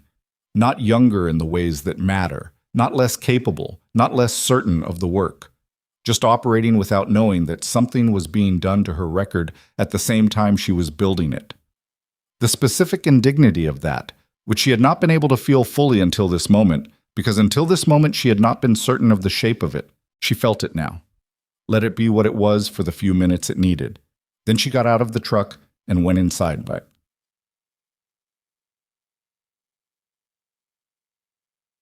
The formal recognition ceremony was Deckett's idea, and Claire argued against it for 3 days before Vance told her to stop arguing. "It's not for you," Vance said. They were on the phone. Vance was back in Washington, running her own process through the personnel correction system, dealing with her own 31-day equivalent. "It's for the 61 people who are watching to see what happens when you stop being silent. It matters that it's public." Claire sat with that. "I don't like ceremonies," she said. "I know. Do it anyway." The ceremony was held at Fort Aldren in the main assembly hall on a Wednesday afternoon, 6 weeks after the tournament. It was not large, not a parade, not a production. Graves ran it with the efficiency of a commanding officer who had decided that the occasion required appropriate recognition and not theatrical inflation. There were perhaps 200 people in the room, including a significant portion of Hargrove's medical staff, a number of Fort Aldren personnel who had submitted statements or complaints to the IG office, Swim and Uber and Tully from the federal side, and Vance, who had flown back from Washington for it. Deckett spoke briefly. He was not a man given to performance, which made what he said land with more weight than performance would have. He described the investigation in the specific terms of what it had revealed and what it had corrected. He named the fraudulent transfer order. He named the program and Claire's role in it, which was now part of the public record of the proceeding. He named the Kandahar incident. Not the details. Those remained classified, would remain classified. The specific operational content sealed in a way that was appropriate and not punitive. But the decision she had made, the outcome it produced, the fact that it had been the correct call under conditions that most people would not have been able to operate in. That was named, stated, placed in the record. She stood at the front of the room in her uniform and listened and felt the specific strangeness of having a version of yourself that you've been carrying alone become a thing that exists in a room with other people. Graves read the formal reinstatement language, and the rank correction language, and the commendation language, and she accepted each piece of documentation as it was handed to her with both hands and a nod, and none of the expressions people perform in ceremonies because she was not performing anything. When it was over, the formal part of it, people came to speak with her. Not a receiving line, not organized, just the organic movement of a room where something real had happened and people wanted to acknowledge it. Nakamura, who shook her hand with the grip of someone who had spent 6 weeks deciding what she wanted to say and had settled on the handshake as sufficient. Vasquez, who said nothing at all but put his hand briefly on her shoulder in the way of someone who has been in difficult rooms with you and considers that its own complete sentence. Ortega from the overnight, who told her he'd submitted a statement about a separate incident 3 years ago that he'd never expected to go anywhere and that the IG review had just opened. Deanna found her at the edge of the room where it was slightly quieter. "How do you feel?" Deanna asked. Claire thought about it honestly. "Tired," she said. "Mostly tired. And," she paused, "like something that was the wrong shape is the right shape now, even though the shape doesn't give back the time." Deanna nodded. "Is that enough?" "It's what there is," Claire said. "So yes, it's enough." Vance appeared at her elbow a few minutes later. They stood together at the edge of the room and watched the people talking, and the specific quality of a space where something has been corrected that was wrong for a long time. "Yu is coming to Washington next week," Vance said quietly. "Garrett Yu, the one who was separated in 2011. His record review is complete." "What does it look like?" "Full service history restored. 13 years of separation treated as unauthorized, meaning the pension implications are significant." Vance paused. He cried when the attorney told him. His daughter is 18. She was 5 when he left the military. Claire looked at the room. At Nakamura, talking to one of the IG team members, with the earnest directness of someone who has decided that speaking directly is the only mode available to her now. At Graves, in conversation with 2 of the Fort Aldren personnel who had come forward in the first week of the investigation. She thought about Yu's daughter at 5, at 18. The 13 years of her father carrying something that had been done to him fraudulently. The years she had grown up alongside that weight without knowing its shape. "What does he want to do?" she asked. "Yu. He's talking about coming back," Vance said. "If the reinstatement path exists." "It does, legally. It's unprecedented in terms of the timeline, but the legal framework allows it. She paused. He asked about you when I told him what had happened here. What did he ask? He asked how you kept going. 6 years at a level 2 trauma center in rural Montana, doing the work under conditions that weren't what your record warranted. Vance looked at her sidelong. I told him I thought it was because the work itself mattered to you independent of what the record said about it. That's mostly right, Claire said. What's the rest of it? Claire thought about the morning shifts, about the Mercer post-op and the bad coffee and the 61 people who had made contact and the 31-day portal update and the cracked truck window and the 65% heating and Deanna saying I couldn't make myself leave the work. I think I needed it to matter, she said. Not for any particular reason, just I needed the thing I was doing every day to matter, regardless of whether anyone could see what I'd done before. She paused. You can't spend your life waiting to be recognized. The recognition isn't the point. The work is the point. The recognition just... She stopped. Just what? Vance asked. Just means the record finally matches the truth. Vance was quiet for a moment. Deckett's office is going to reach out about the operational role, she said. Formally, this time. Within the week. I know. Are you going to take it? Claire looked at the room, at Hargrove's staff who had driven 41 miles on a Wednesday afternoon to be in this room, at the flat Montana light coming through the assembly hall windows, the kind of light that doesn't ask anything of you, just arrives and illuminates whatever is there. I'm going to have the conversation, she said, and then decide. Vance accepted that. She had always been good at accepting things as they were rather than as she wanted them to be. It was one of the things that made her a good physician and a difficult person and the specific kind of friend that was worth keeping. Fair enough, she said. The conversation with Deckett happened 4 days later in a secure video call from the documentation office at Hargrove with the door closed. He laid out the operational role in the specific terms available to him, some of which were classified and some of which were not, and he drew the line between them with precision. The role was not combat. It was not field operations in the way her 2009 posting had been. It was advisory, consultative, connected to the wider investigation's efforts to understand and document what had happened across the 11 cases and to build the legal and procedural framework that would prevent the next Gerald Swick from doing what this one had done. It would require travel. It would require extended absences from Hargrove, which meant conversations with Farrow about coverage and scheduling that would not be simple. It would be, as Deckett put it, part-time in structure and full-time in reality. I can work with Hargrove on the schedules, he said. That's not a problem to solve. It's a logistics item. What I need to know from you is whether the role itself is something you want. She thought about what Vance had said. Make sure it's worth what they cost you. Can I ask you something? She said. Yes. The other 10 people, the ones whose records are being reviewed, are any of them being offered similar roles? Deckett paused. That conversation is happening in some cases, not all. It depends on the individual, the record, the fit.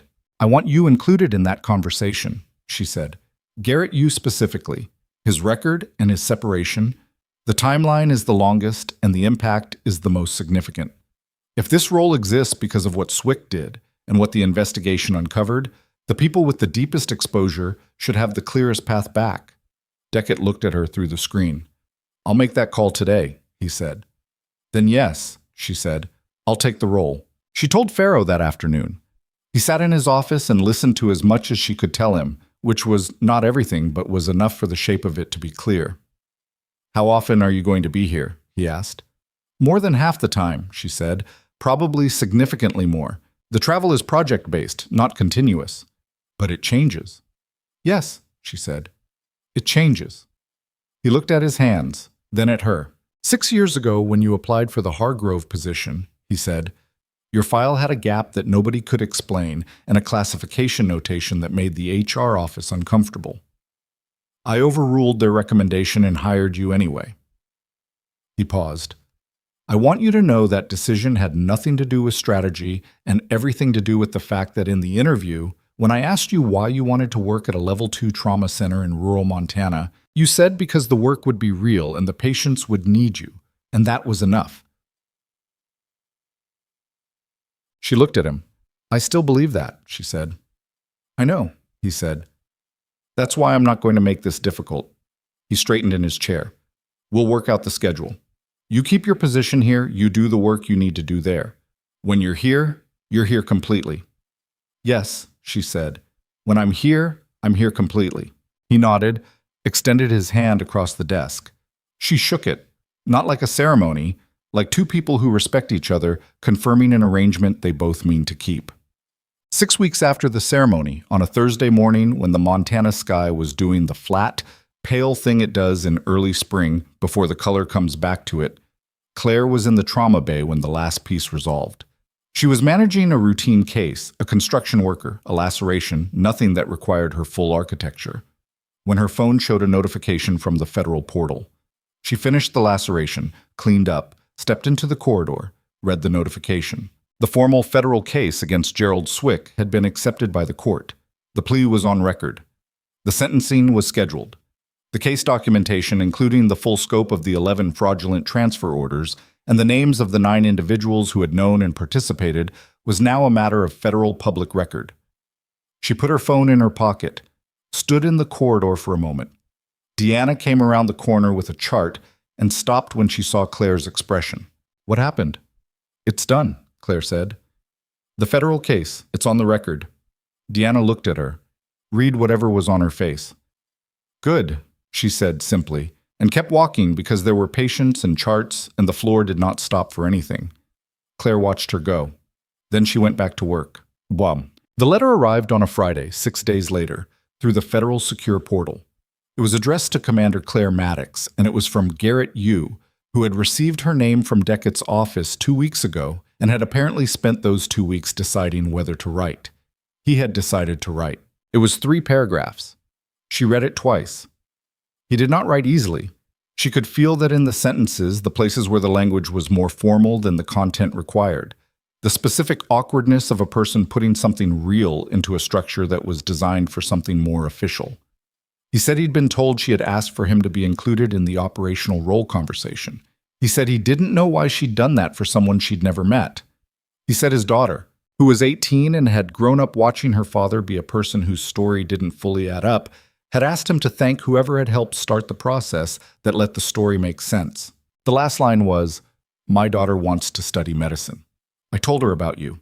I hope that's all right." Claire sat at the kitchen table for a long time after reading it. She thought about what it meant to carry something for years that has no resolution available. Not because the resolution doesn't exist, but because it hasn't been found yet. Because the people with the authority to find it haven't looked. Because the institution that should have prevented the problem in the first place was the mechanism of it. She thought about what it means when the resolution finally arrives. Not cleanly, not all at once, not in the shape you would have chosen, but arrives, takes its actual form, is imperfect and incomplete and real. She thought about the 61 people and the 11 records in Yu's daughter at 5 and at 18, and about Deanna saying I couldn't make myself leave the work, and about the specific choice to stay in a difficult place, not because you've calculated the return, but because the work is true and your commitment to it is the only thing fully in your control. She wrote back. 3 paragraphs, equally awkward, equally honest. She told him she'd asked because the depth of harm warranted the same depth of attention, and that was the only logic she'd used. She told him the operational role was real and the offer was genuine, and she hoped he'd take it.